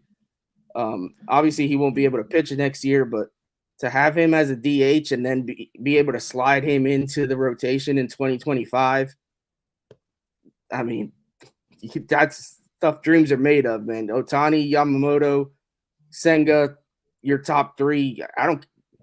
You could slide in almost anybody for 4 and 5, and I think you're in pretty good shape there. So make that trade for Tyler Glasnow. Make him the number 4. Yeah, whoever, man. I don't really care at that point, but yeah, that's the dream. To me, like, that's a dream off season. If you can get both those guys, obviously you're going to need some other pieces, but if you can get those 2 guys, you're in good shape. Yeah. If you could get Yamamoto and Ohtani, that would be a dream. That would be a dream. If you could get Yamamoto and Snell, or Yamamoto and Corbin Burns, or Yamamoto and Glasnow, I think Yamamoto and another pitcher, that's what Mets fans would love to see. So, Eddie, I'll let it go to you now. What do you think the Mets should do? Do you think Billy Epler, do you does it hurt the chances of getting Yamamoto or Ohtani? No. Fuck no. It means nothing. This is the only thing that matters. It's fucking money, all right? That's the only thing that matters with these guys. Money, paid. We're going to be able to pay both of these guys whatever the fuck they want. Same with Ohtani. Whatever he wants, we are going to be able to pay him. We have the owner to do it. We have the resources to do it. And now we have the front office to do it. It's going to be very close. There we go. There we go. I love to see it. I love to hear it, and I would love to see it. Eddie, bullpen. We need a new bullpen. We lost David Robertson. He's going to be available, but he sucked with the Miami Marlins. Edwin Diaz, I mean, as much as I would love to say he can return to his dominant form, we don't know how he's going to return coming off that injury. So who do the Mets bring in to help, I guess, relieve some of the pressure off Edwin Diaz? I mean, look, before Hader's latest outburst with San Diego, I was all on the Hader train. I wanted him. I wanted the Mets to go all in and get him. But after that outburst, I don't know if this guy could fucking handle New York. And that's a big issue. If you're giving this guy, $20 million or close to it, you better be pretty sure that this guy can pitch here. But listen, I would like, again, if you're going to go in that route and go after Hader, you got to know what this guy's mindset is. You got to know if he's going to be willing to concede, not closing every single game. Again, I'm a proponent of building a super bullpen. Bring in all these guys. Every guy that's out there that's good, bring them in from the 6th inning on. Get a lockdown guy. I don't care. I don't care if you have to pay these guys, because a lot of these guys you're going to be able to get on 1-year deals. Now, we talked about David Robertson. The way he finished the last 2 years, I'm a little skeptical of him. But we did learn, if you use him the right way, if you use Robertson with kid gloves and give him the 6th inning, give him no pressure, and don't pitch him back-to-back days, you could form a super bullpen. There's a lot of names out there. We could piece this together. They just have to be smart. I know Hicks is out there. I know the guy on the Phillies is out there. What the fuck is his name? He's just got lit up. Their closer. What's the Phillies guy's name? I'm going to look it up real quick. Kimbrel? Kimbrel's out there. Oh. Look, we could put this together. Again, build from the 6th inning on, 6th, 7th, 8th, 9th. And, you want to get another guy in here that's closed before, because we don't want to put all this pressure on Diaz coming back from this injury. We already signed Diaz for a 5-year, $100 million plus contract. We got to make sure that investment pans out. So bring in the best guys possible. Bring in the guys that, that are, there's a lot of guys you could get on 1-year deals. And if you piece it together that way, you could put together a very, very solid bullpen. Again, the thought is make sure that you have insurance for Diaz, because you don't want to put too much pressure on that knee. You know what I'm saying? Let's ease him in, go by matchups. Yeah, it would be nice to see some of the pressure relieved off Edwin Diaz, especially coming off that injury, and especially being a leg injury, and we know how important legs are with pitching. So, Nelson, I'll let you answer it now. Bullpen-wise, who should the Mets go after? It's a crapshoot. To me, yeah, obviously, like Eddie said, Hader, just stuff-wise, you'd sign up for that, honestly. But like you said, those comments towards the end of the year, some of his background in general, you're like a little iffy whether he would really fit in New York. And let's face it, I mean, I know Cohen has all the money in the world, but at some point he's going to have to pump the brakes somewhere on where he spends his money. So if he is bringing in Ohtani and Yamamoto and everything else, we're probably not going to spend $20 million on a setup man. But there's other guys, like Eddie said, Hicks is out there. You could bring Robertson back, like he said, baby him a little bit, give him a 6th or 7th inning role, not necessarily the 8th or 9th. Where obviously Rayleigh's going to come back. Ottavino's probably going to be back. He's got a player option. I think he might accept it. It is what it is. Hopefully he's more of a mop-up guy than anything else. A guy on my radar, I don't know if I'm out here in Western Pennsylvania, close to Pittsburgh. The Pirates are a shit show. You never know what they're going to do. If they decide to put David Bednar on the market, I would be all over that dude. He's solid. He can close. if Diaz isn't able to. If not, I don't see him having an issue with setting up. How many years of team control do they have of him? They still got a few years left, so he's not going to come cheap prospect wise. I wouldn't think, but you'd have him controlled for a few years. If something's wrong with Diaz, he'd be able to slide right in. He's got great stuff. I really like him. I've seen him up close and personal. I've been to games. Hell, I sat next to his mom and dad at a game this year. So, did he give up the home run in the All-Star game? To be honest, I don't know. I didn't even watch the All-Star game. I'm not sure. The All-Star game doesn't interest me that much, but yeah, man, I like him. If he becomes available, I'd definitely be interested in bringing him in. But there's tons of options. This is what we're paying Stearns the big money for, to make these decisions and to figure this out. He's been known to be able to build good pitching staffs and good bullpens in Milwaukee with way less resources. So if he can do it in Milwaukee, I expect him to be able to do it here in New York. Yeah, you mentioned Stearns. I mean, the ERA, they were first in ERA this year with a 3.71 staff-wise. So pretty good if you ask me. Sick. Yeah, so hopefully he can do that over here. So now let's get to the offensive side of the Mets. Let's get into some grades. We'll only do 2-player grades today. We'll keep it light. But the two main guys in the offense, and then we'll get into guys that could potentially join them in the lineup that, let's be real, guys, this lineup needs bolstering. But these two guys kind of turned it on in the second half, but in the first half, they both struggled. So we'll go over it. But season grades for Lindor and Alonso. But first, some home runs by them.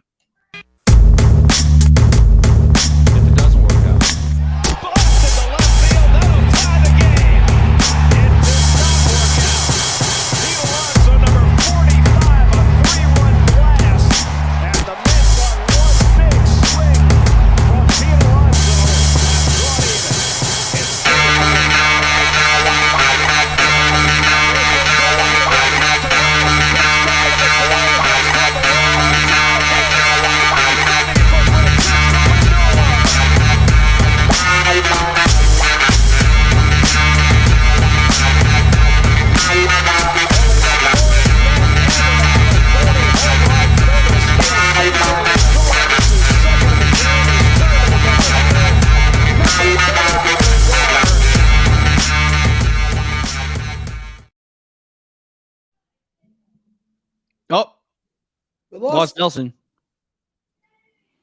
Don't know where he went, but Eddie, I guess we'll go to you first.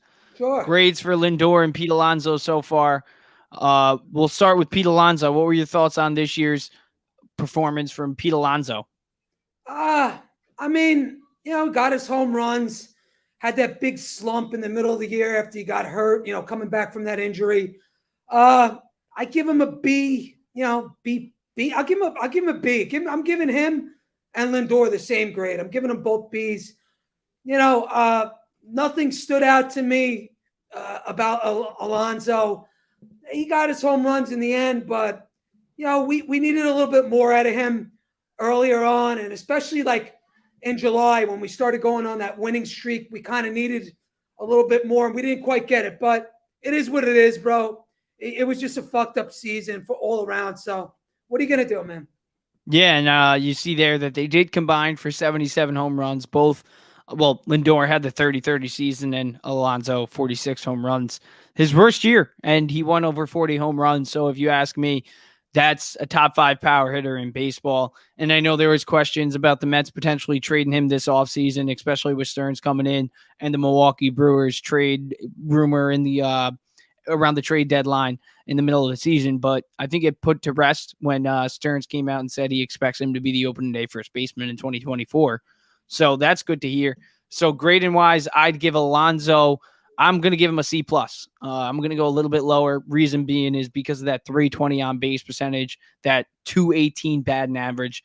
Those are terrible. We all know Pete Alonso can do better. That's some Kyle Schwarber numbers. And if Pete Alonso is going to be the complete hitter that, we all want him to be, then he needs to raise that batting average. I'm not saying he needs to hit 300, but maybe 265, 270. And that's why I'm going to go with Lindor.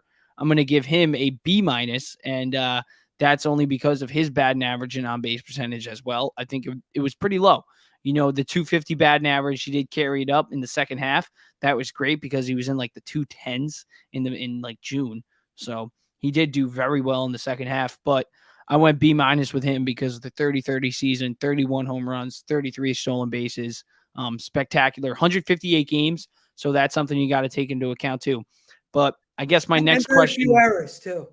Yeah. So now with that being said, with Lindor playing the 158 games, the 808 OPS, 31 home runs, 33 stolen bases, and defensively being a standout shortstop, finalist for a Gold Glove, is he still a top 3 shortstop in the MLB? I mean, I guess you have to say yes, right? I mean, you look at now who's left, right? I'm looking at Seager. I'm obviously looking at Turner. You're looking at, all these guys.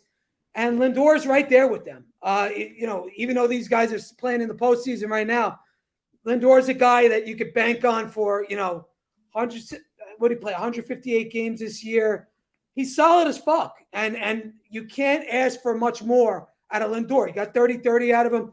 Listen, and I'm a guy that I'm not a rah-rah fucking Lindor guy. I'm not. Again, when we first signed him, I was a take it or leave it Lindor guy.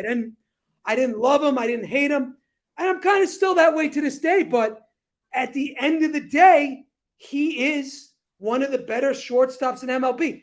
Granted, he doesn't have the batting average that Corey Seager has. Yeah. He doesn't have the speed that Turner has. But, he's, right there with them. So maybe he's a little below them. But so be it. He plays every game. He shows up. If both him and Alonso can just get a little bit more consistent, we bring in some help. I think they're going to have a lot less on their plate if we bring in some talent around these guys so they don't have to be the man. So Alonso can beat Kyle Schwarber because if he's our Kyle Schwarber, that's great. And Lindor, you bring in Ohtani, how much pressure's off these guys? These guys don't have to worry so much. So that's Stearns' job as a GM and a president, is to get some pressure off these guys so they don't have to be the man. They could just chill and just be who they are, and that's all we need. Yeah, 100%. I agree with everything that you just said. And now, Nelson, I'll leave it to you. Give me your grades for Lindor and Pete. And also, is Lindor still a top shortstop after his 98 RBI performance, just shy of a consecutive 100 RBI season? But, it is what it is. Still 30-30. Yeah, no, he's easily a top 5 shortstop in baseball. I'd give him like a B plus, I guess. I'd give Pete. I'd go a B minus. I hate that. That batting average was really bad. 218. If he didn't hit a home run, he really wasn't doing much else. And I know he can be better. He can hit the ball the other way. That's when he's at his best, when he's hitting the ball the other way, when he's just taking what the pitchers give to him.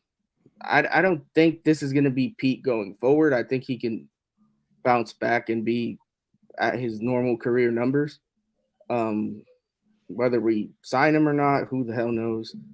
I'm not on that give him whatever he wants bandwagon, but we'll see what happens. But yeah, I think Lindor was solid enough, 30-30, 98 RBIs. He ended up hitting over 250. I think he was close to 260 by the time the year all was said and done. Yep. Can't ask for much more than that. Obviously, you want the average, maybe a little better than that. His defense was stellar. He's a finalist for a Gold Glove Award. Finally. Yeah. Well deserved. Should have been I think a season ago as well. And I think it really showed off too Lindor's defense without the shifts. He didn't have as many I'll call them spectacular plays. I'll call it. But it just goes to show you that he made the hard look easy. And he did it all with a what, torn rotator cuff or what was Yeah, his he's injury? getting surgery now, and he still Yeah, played in so 158 games. Shoulder? I think I don't remember exactly what it was, but Bad. Yeah, he I had a know- bone. He had a bone spur in his elbow. Okay. okay. It's still Rotate pretty off. bad though. But either way, I mean, I don't know how long he was dealing with that, but to be able to do what he did with that going on, that's to me, that's pretty 158 impressive. games. And Last he- year, yeah, 151. he doesn't miss time. Like I don't think people realize how valuable that is. I mean, this dude had a baby, and the same day he was in the dugout, like he would have played. Buck told him to take the day off. He ended up pinch hitting that game, but it's like, come on, this dude refuses to miss a game if he doesn't have to. He's always there. He's always answering the questions, whether you like his answers or not. He's not afraid of the cameras. I don't know. I have no issues with Lindor. So Yeah, I mean, going forward, I mean, I'm excited to see. I think, like what Eddie said, if we can get another guy to join this lineup to help these guys out, we need the it guy. We need that A+ superstar that can take the pressure off of both of these guys, because they're very good players, borderline superstar players, but they're not the it guy. They're not that number one guy, and they're not the Harpers. They're not the Alvarezes. That's the bottom line. Yeah. All right, so now my next question for this is who's the dream bat that we want this offseason, whether we trade for him or sign him? I know it's going to be Ohtani, so that's why I'm going to say besides Shohei Ohtani, who's the bat that you guys want to see come in here if it's not Shohei Ohtani or with Shohei Ohtani? Nelson, I'll go to you first. I mean, if it's not Ohtani, if Soto's legit available, you gotta be in on that. The guy loves to hit in New York. He's loves Citi Field specifically. I think if we bring Soto into this lineup, we can do some damage. Like that dude, and he's young. Like for as long as he's been 24. In the league, he's young. So Soto is obviously, he's that dream guy. Another guy I like, but again, injury concerns, Luis Robert out of the White Sox. The dude's got massive amount of talent. Another younger guy. He doesn't stay on the field that often. This year he was able to. And the White Sox are a shit show, so they might be willing to trade him off. He's a guy I'd be very interested in. I don't know, man. It's hard to know without knowing exactly who's available and what teams are willing to give up. But obviously, Soto's name has already come up that the Padres might be willing to trade him. So he's a guy I'd be definitely interested in. And Ohtani's the other guy, man. Ohtani's he's the guy. If you can get that bat in the lineup, regardless if he can pitch or not, that solves your DH issue. We've had a horrible problem with DH since the DH came to the NL. We haven't had one, a real one. So if we have that DH that you can set in the lineup every day, bat him behind Pete, and protect Pete and Lindor, then we're going places. That we would. Lindor, Ohtani, and Alonso in the same lineup. Oof, that would make my mouth water. Eddie, besides Ohtani, who do you think the Mets should go after? I'm gonna think besides Soto too, because we just touched on them. I'm going third base. I'm gonna go if the Padres really have money concerns. Okay, I'm gonna look to them, and I'm gonna see if Tatis is available. I'm gonna see if Machado is available. Listen, if they're willing to move Soto, or maybe they're not. Maybe I'm gonna look at Tatis and I'm gonna look at Machado. If they're not available, I'm gonna call up Cleveland. I know it's gonna cost a ton, but I'm gonna ask about Jose Ramirez. I know he makes no money, but he's a guy. He plays. He's got a set of fucking balls. We saw what he did to Tim Anderson. He punched him right in the fucking face. I love that in the dugout. And him and Lindor have a great relationship too. That would be a dream left side of the infield. It's gonna cost us. I would love it. Whatever it is, I don't care. Whatever that cost would be, I would want it. Yeah, he'd be great. He'd be a great addition. I'd call up the Cardinals. The Cardinals look like they're fucking terrible. I'd call them up about Arenado. I know a lot of Mets fans don't like Arenado. I do. The guy's a professional bat. He's a professional glove. Every year, I know he's getting older now, but the Colorado Rockies are paying a shitload of his money. He's a guy you could plug in. He's a great third baseman. I'd call up about him. Who else? I like Gurriel. Watching him in this postseason, I know he's not a right fielder. I know he's more of a left fielder, but maybe he could play a little right field. I don't know. I know he doesn't have that great of an arm, but I like his mentality. I like his championship bloodline. I like that he comes, the other Gurriel, I don't know what the hell he is in relationship to him, but he's got a winning bloodline. So those are the guys I look after. My first choice after Soto and Ohtani's third base. I'm looking at all those guys. Yeah, I mean, I would love all those guys you mentioned. I do want to keep an eye on that Nolan Arenado situation in St. Louis. And like you said, San Diego, if they're willing to trade Soto, and with the money situation that's rumored to be over there, maybe they would be willing to trade Machado. He's got but listen, a deal. If we learn anything, Cohen knows how to make a deal work. He'll get on the phone with these guys. Yeah, and then lastly, before we wrap up this Mets talk, I guess we'll wrap it up with this last question. Trout. Would you guys trade for Trout? I know we didn't mention him, but there's reports of him potentially being on the trade block with the Angels, probably losing Ohtani this offseason. So what would you guys say? You guys want Trout here? Go ahead, Nelson. I do not. That contract is just horrible. Oof. He's already breaking down. He's got back problems. Back problems scare the shit. If there's one injury that scares the crap out of me, it's back problems. We know what it did to David Wright. We know what it's done to countless other players. When you have a bad back, you can't do nothing. It kills you. And even if he can have a few more dominant years, I don't think it's going to be. I mean, he's signed for another 10 years or something. It's a crazy amount of money in years like he's got left on his deal. So, I mean, I don't know. I mean, that deal is not one I'd be that interested in, to be honest.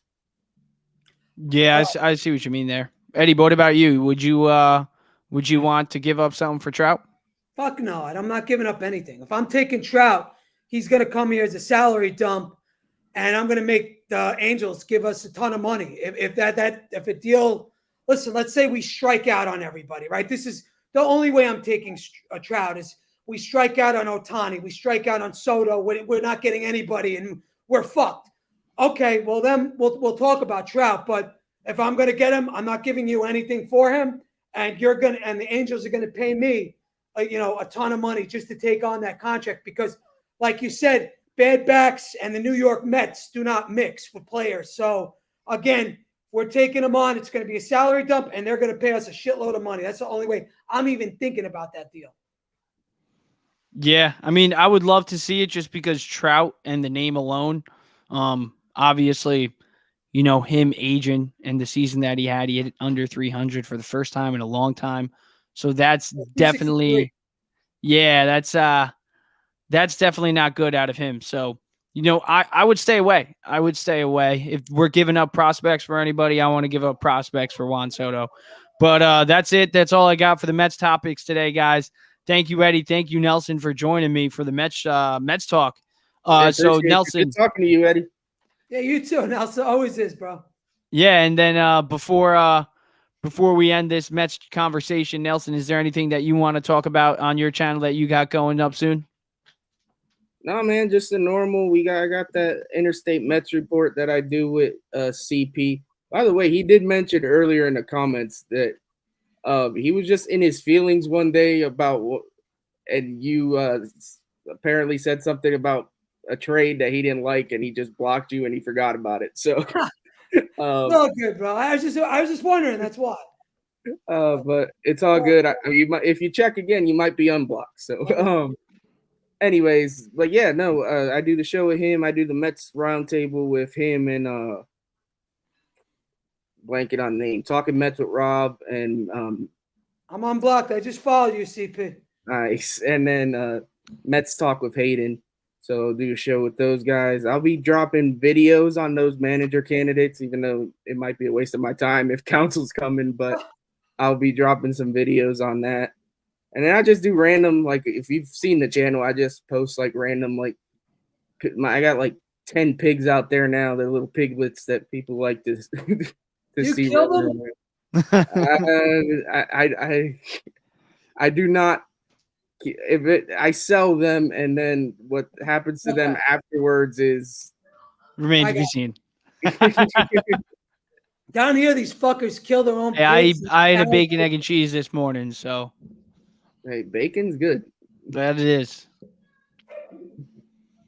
All right, guys. Thank you, though. Thank you, Nelson. And if you're watching right now, we're going to take a quick break, but then we're going to get right into some Knicks talk with Eddie Presti, the NBA cap whiz himself. Thank you, Nelson, for joining. But yeah, we're going to take a quick 5-minute breather, and then we'll get right back into it with the Knicks talk. And even after Ohtani, what do you think? What do you think about Steve Cohen as a whole? Like, you think this guy? What do you think he did for this Mets franchise so far?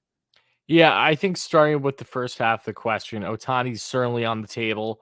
The biggest barrier in the Mets' way from them landing him isn't dollars, but it really is just preference. If Ohtani still has the same preference that he had entering the MLB, which is West Coast, then the likelihood of him landing with the Mets isn't as strong as, say, the Dodgers, who, while the Dodgers might not be able to put up the highest dollar for Ohtani the way that the Mets would, it wouldn't be shocking if Ohtani, say, took a slight pay cut from the Dodgers versus what the Mets offer would be. They weren't drastically different to stay in LA, that area, to be with the Dodgers and be on the championship winning type organization still. So that is the biggest hurdle in landing him. But rest assured, we've all known by now that when Cohen has his eyes set on someone, he's going to do everything physically and humanly possible to acquire them.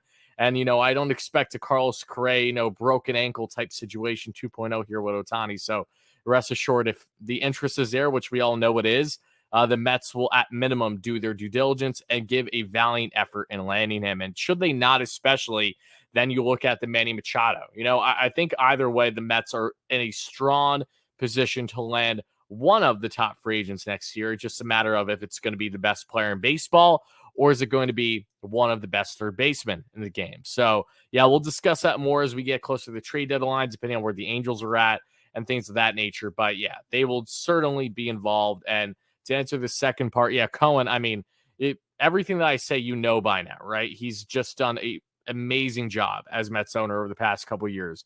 I had the privilege of meeting him a couple months ago, back in early January at a Mets event, and he was just, exactly what you would expect him to be. Just the fact that he goes so out of his way constantly to interact with fans, people, media, just really showing that the only difference between you and I and Cohen is the dollars on our net worth. Aside from that, the same interest level is there when it comes to being a diehard true Mets fan. That is what was the focal point in him buying the team in the first place. It wasn't because of this being a superior investment long term. No, it's because he wants to bring championships to Queens as a desperate fan, and I don't blame him. I would do the exact same thing if I had the money to back it and if I were in his shoes. So, everything he's done from top down, not only in the organization with the amount of funding for the roster, which is right around double more that he's spent on guaranteed contracts alone since he became an owner, which is around $1.4 billion, than the next closest owner in baseball over the past couple of years, which is Steinbrenner of the Yankees, around $880 million. Aside from investing a record amount of dollars over that period of time with on-field product, it's off the field. It's with the coaching staff with Showalter, Epler, the hundreds of thousands to millions of dollars that he's also spending in the analytics department, which is something that the Mets didn't even have when Cohen became owner. It's from the smallest things to the biggest things, to the medical staff. Everything and everyone that is currently a part of the Mets organization is making this look night and day from what it was just a couple years ago. And it just shows you that, yeah, having a lot of money certainly helps, but knowing how to properly allocate it into every single area of need and just... Guys, I'm back. We're going to wait for Eddie to get back. We're still taking that break real quick. Thank you guys for watching. I really appreciate it. Thank you to Nelson. Thank you to CPNY. I really appreciate you guys popping on.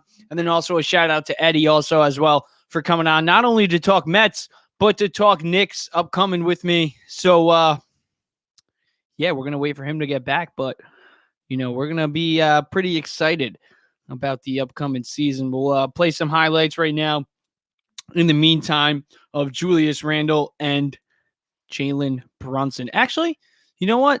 Since we are going to be starting off with Immanuel Quickley topics, we'll play some Immanuel Quickley highlights. Now, no control.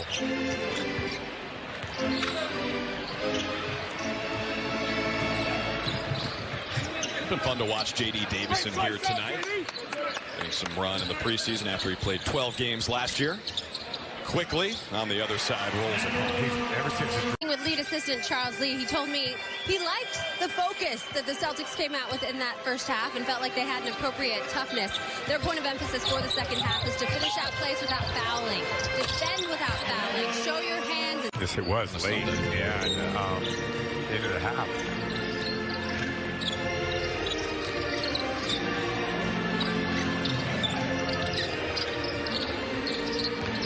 Quickley knocks down the three. Now, no control.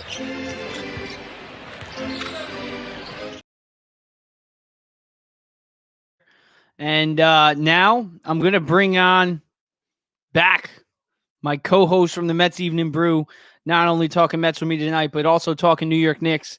And we'll get it started with that Immanuel Quickley segment. But right now, joining me, again, the NBA captain.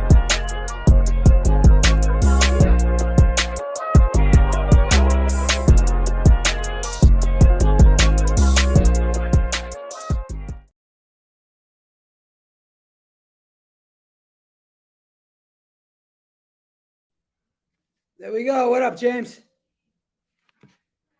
Mike.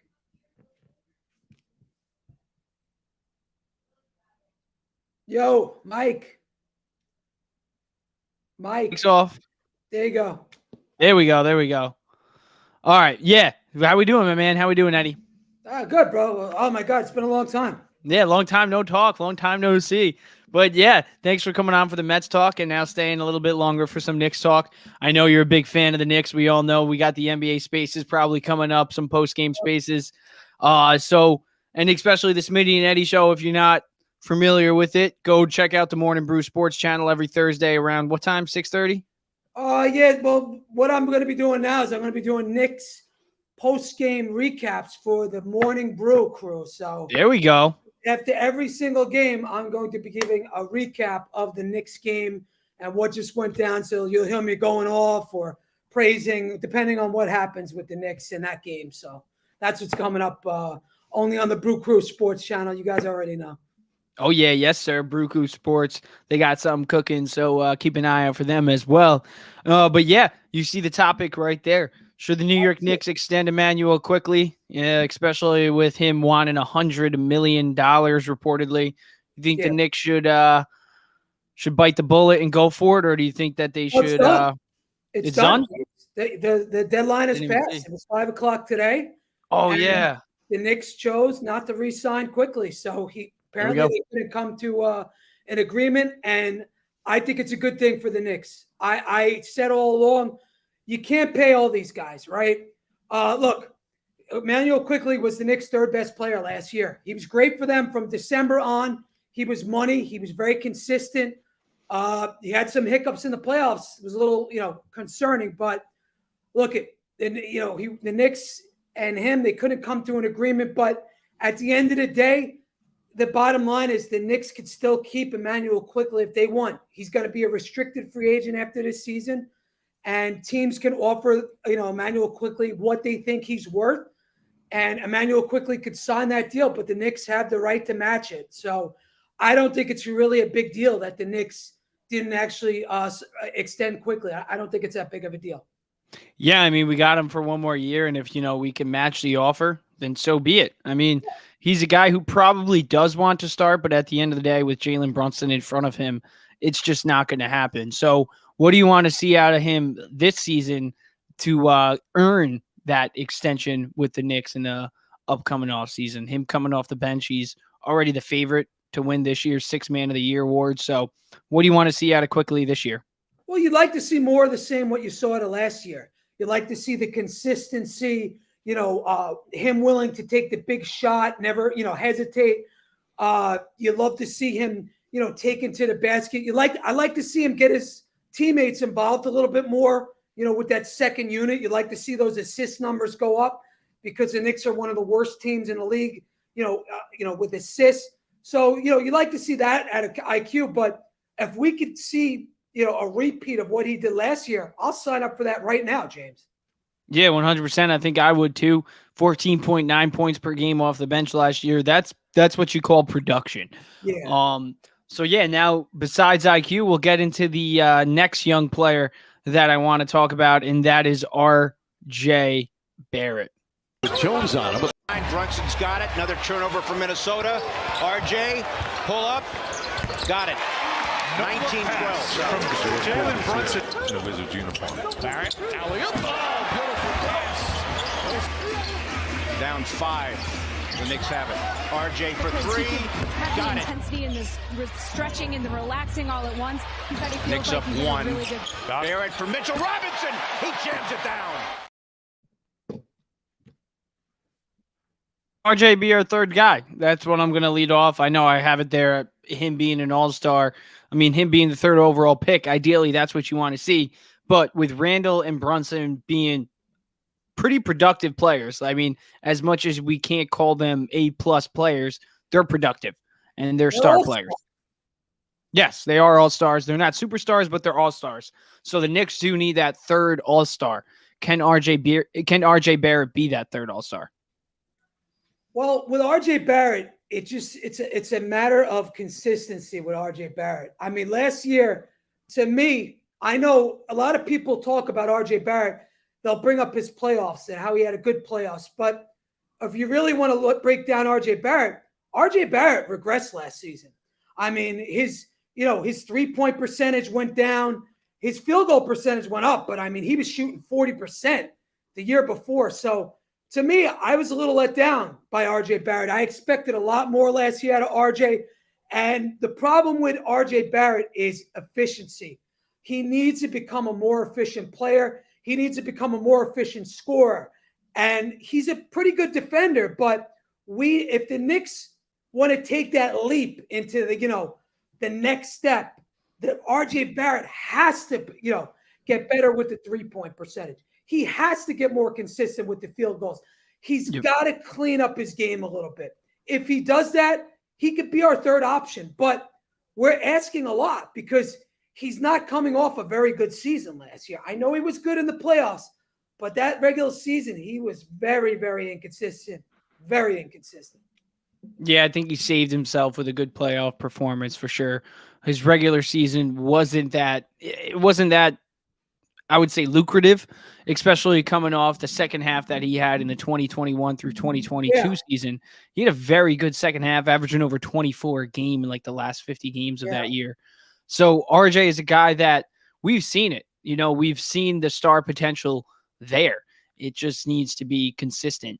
And we're not asking him to be an all-star. I think we're asking him to be this year just consistent, be that consistent piece, especially with Dante DiVincenzo right behind him, and there's already people calling for him taking the starting job away from him, which is crazy to me. But yeah, what are your thoughts though on, now that I just mentioned DiVincenzo, the bench? I think, what the Knicks do have is a bench. They might not have Dame and Giannis or Tatum, Kristaps Porzingis, Drew Holiday, and Jaylen Brown, but what they do have is a very deep bench. So what are your thoughts on the bench going into this year? I think the Knicks, as a team, 1 through 9, when Tibbs gets to his 9-man rotation, whenever that is, whether that's by, the tournament, whatever it's called now. What the fuck is this tournament name? It's called the in-season play-in. By the time we get to that, which is I think it's at the end of November, we should have a solid 9-man rotation by then. The Knicks 1 through 9, I think, are one of the deepest teams. They're not the most talented team, but they're a deep team. They added, the Knicks' biggest need this offseason was they needed a shooter. They needed a two-way shooter. We could have just plugged Evan Fournier, but Evan Fournier is a one-way player. They added DiVincenzo. And I know a lot of Knicks Twitter doesn't like DiVincenzo. I wasn't crazy about the contract either. I would have rather gone out and got a guy like Kyle Kuzma, but the Knicks chose to be conservative, and they signed Dante DiVincenzo. Listen, it's not a horrible deal. The guy's a two-way player. He's familiar with these guys. He's played with them in college. So I think it was a good signing. They extended Josh Hart. Yeah, they might have overpaid him too, but at the end of the day, the Knicks they're a team that's familiar with each other. They know what these guys can do, and I think we're going to see a good team moving in. I think the Knicks are a good team. I don't think they're terrible. I don't. Yeah, with that being said, I think we should get right into the expectations for the main two guys. And those guys are obviously the guys you see right on the screen there, Julius Randle and Jalen Jones Brunson. on him, but they couldn't get him the ball. Julius Randle finds a spot and knocks down the three.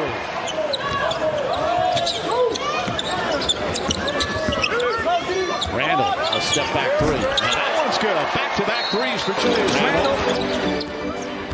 Goes to the rim and a flush. Knocks down Muscala in the process.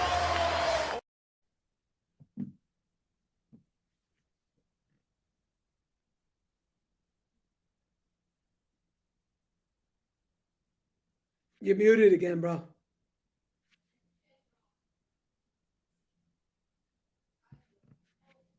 Mute. Yeah, I know. I'm working on it. My computer is being slow right now. But yeah, we'll start it off with the guy that we just saw, Julius Randle. What are your expectations going into this season for him coming off another All-NBA performance? Well, look, man, I don't want to be the bearer of bad news or anything, but Yeah.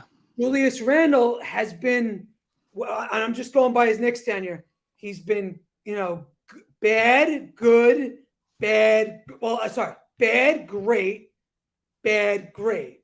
So let's hope this year he could break the spell of, having a great year and then having sort of a letdown year after that. Again, we don't need Randle to be the 25 and 10 guy. Give me 22, give me 23 every single night.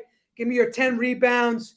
You don't with Brunson, he doesn't have to be that all-NBA guy. We have a lot of talent on this team. We got guys that could score. He doesn't have to be the main dude. So if Randle could just, do what he does, play bully ball, grab rebounds, hit those open threes, the Knicks will be fine. Yeah, and then now I kind of agree with what you said there. I'm kind of worried about that bad, great thing that he's got going on right now.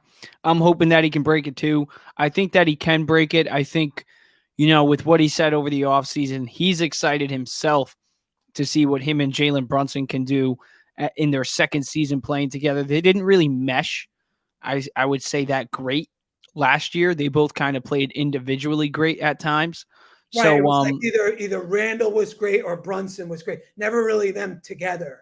Yeah, so I kind of want to see more of that. So that's going to lead into my next question. How do you think Jalen Brunson and Julius Randle can mesh going into year two together? Well, I think it's a matter of coaching. It's a matter of, starting to – the Knicks are such an ISO-heavy team. And the Knicks aren't the only team in the NBA that's ISO-heavy. When you watch Boston, when you watch, the Lakers, they're not, running an offense like the Golden State Warriors where everybody's touching the ball and it's a free-flowing offense. A lot of teams are like the Knicks. So I just hope Tibbs can kind of call some plays a little bit more where they get involved, where they're running and gunning. And if you could take the ball out of Brunson's hand and, spread it around and get guys like Grimes to average some more points, get RJ some more touches. If you could do that, the Knicks the Knicks problem last year wasn't their offense. That was one of their best aspects of their team. It was really more their defense was sort of an issue. You see a lot of the Matador defense from them. So let's just hope that, Brunson could bring it back this year and mesh this sort of whole offense, not just with Randle, but with everybody together and sort of play a more balanced team approach.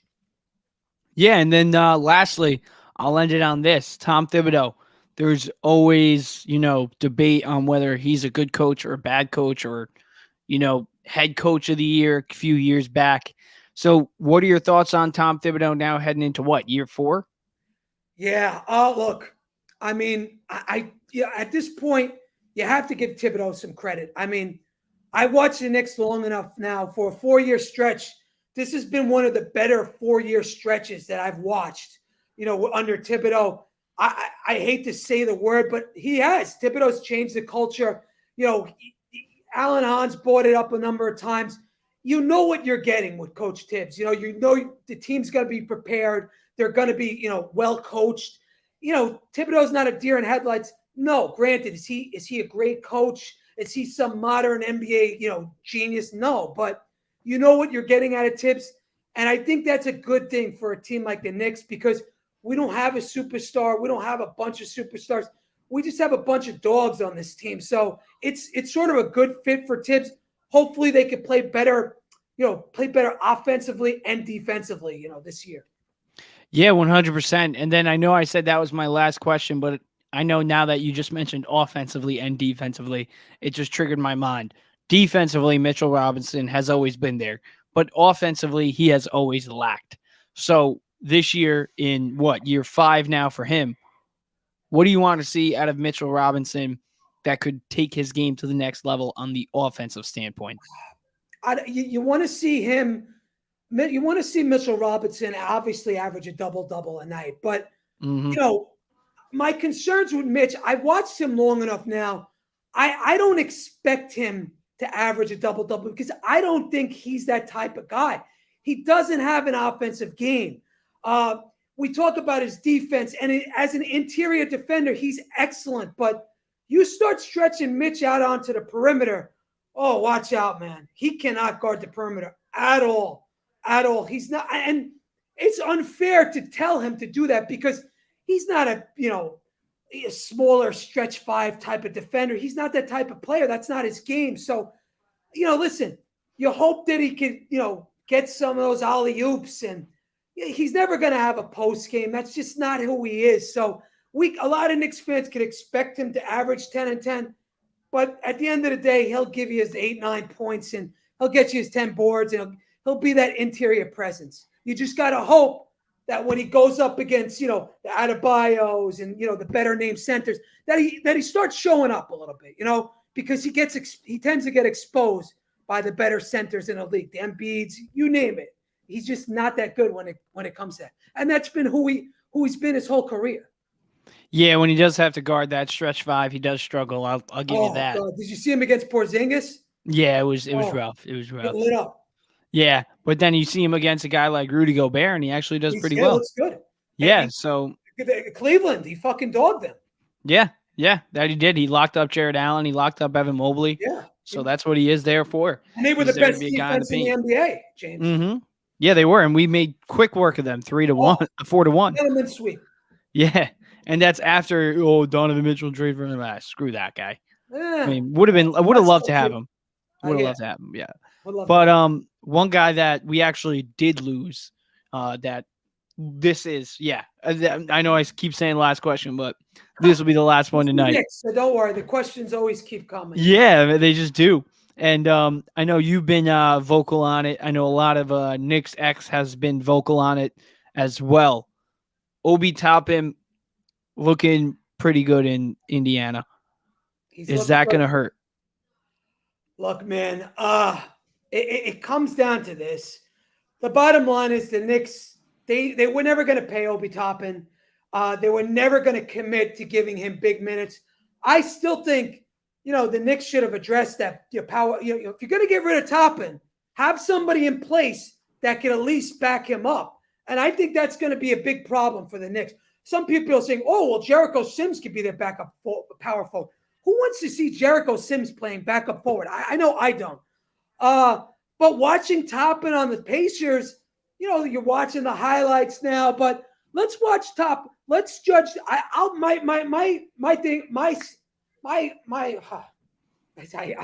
I'm getting a little upset.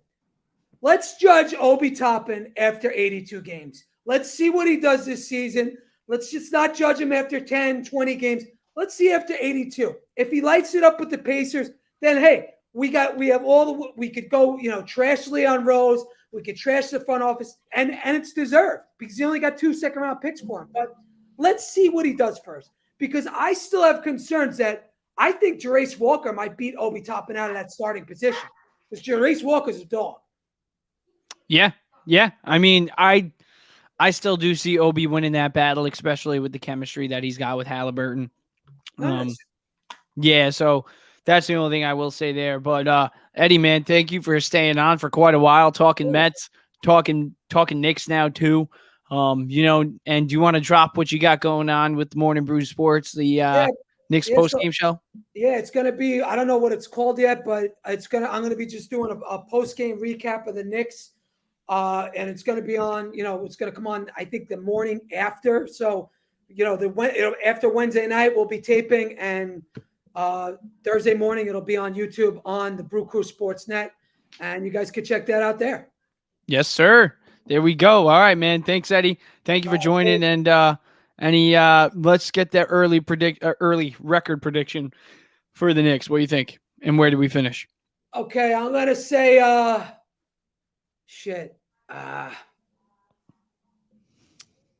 I'm going to say they're going to win 47 games again. 47 games. Here we go. I'm going on with the over on that. I would like to see them get over 50, but I think 47 is about right considering how good this Eastern Conference is. And I think if they get to 47, I think it's a huge success. And hopefully 47 gets them a 4 seed. So that's what I see. Yeah. Yes. That would be nice, a 4 seed. The top 5 seed would be nice again, especially. Yeah, top 5 is perfect. Yeah, that's what we need. But thanks again, Eddie. I really appreciate you joining on, and excited for this Knicks season to start and more Knicks talk. Anytime, bro. All right. That's it, guys. Thank you for watching the show. And Friday, I'll be going live. We're going to be talking some Jets and Giants. Going to be talking more Knicks. Going to be talking maybe some Brooklyn Nets. Maybe some more New York Mets. We got to get some Yankees talk going in as well. They're the favorites to land Juan Soto now. So I'm going to be talking all New York City sports here on Strictly New York City Sports.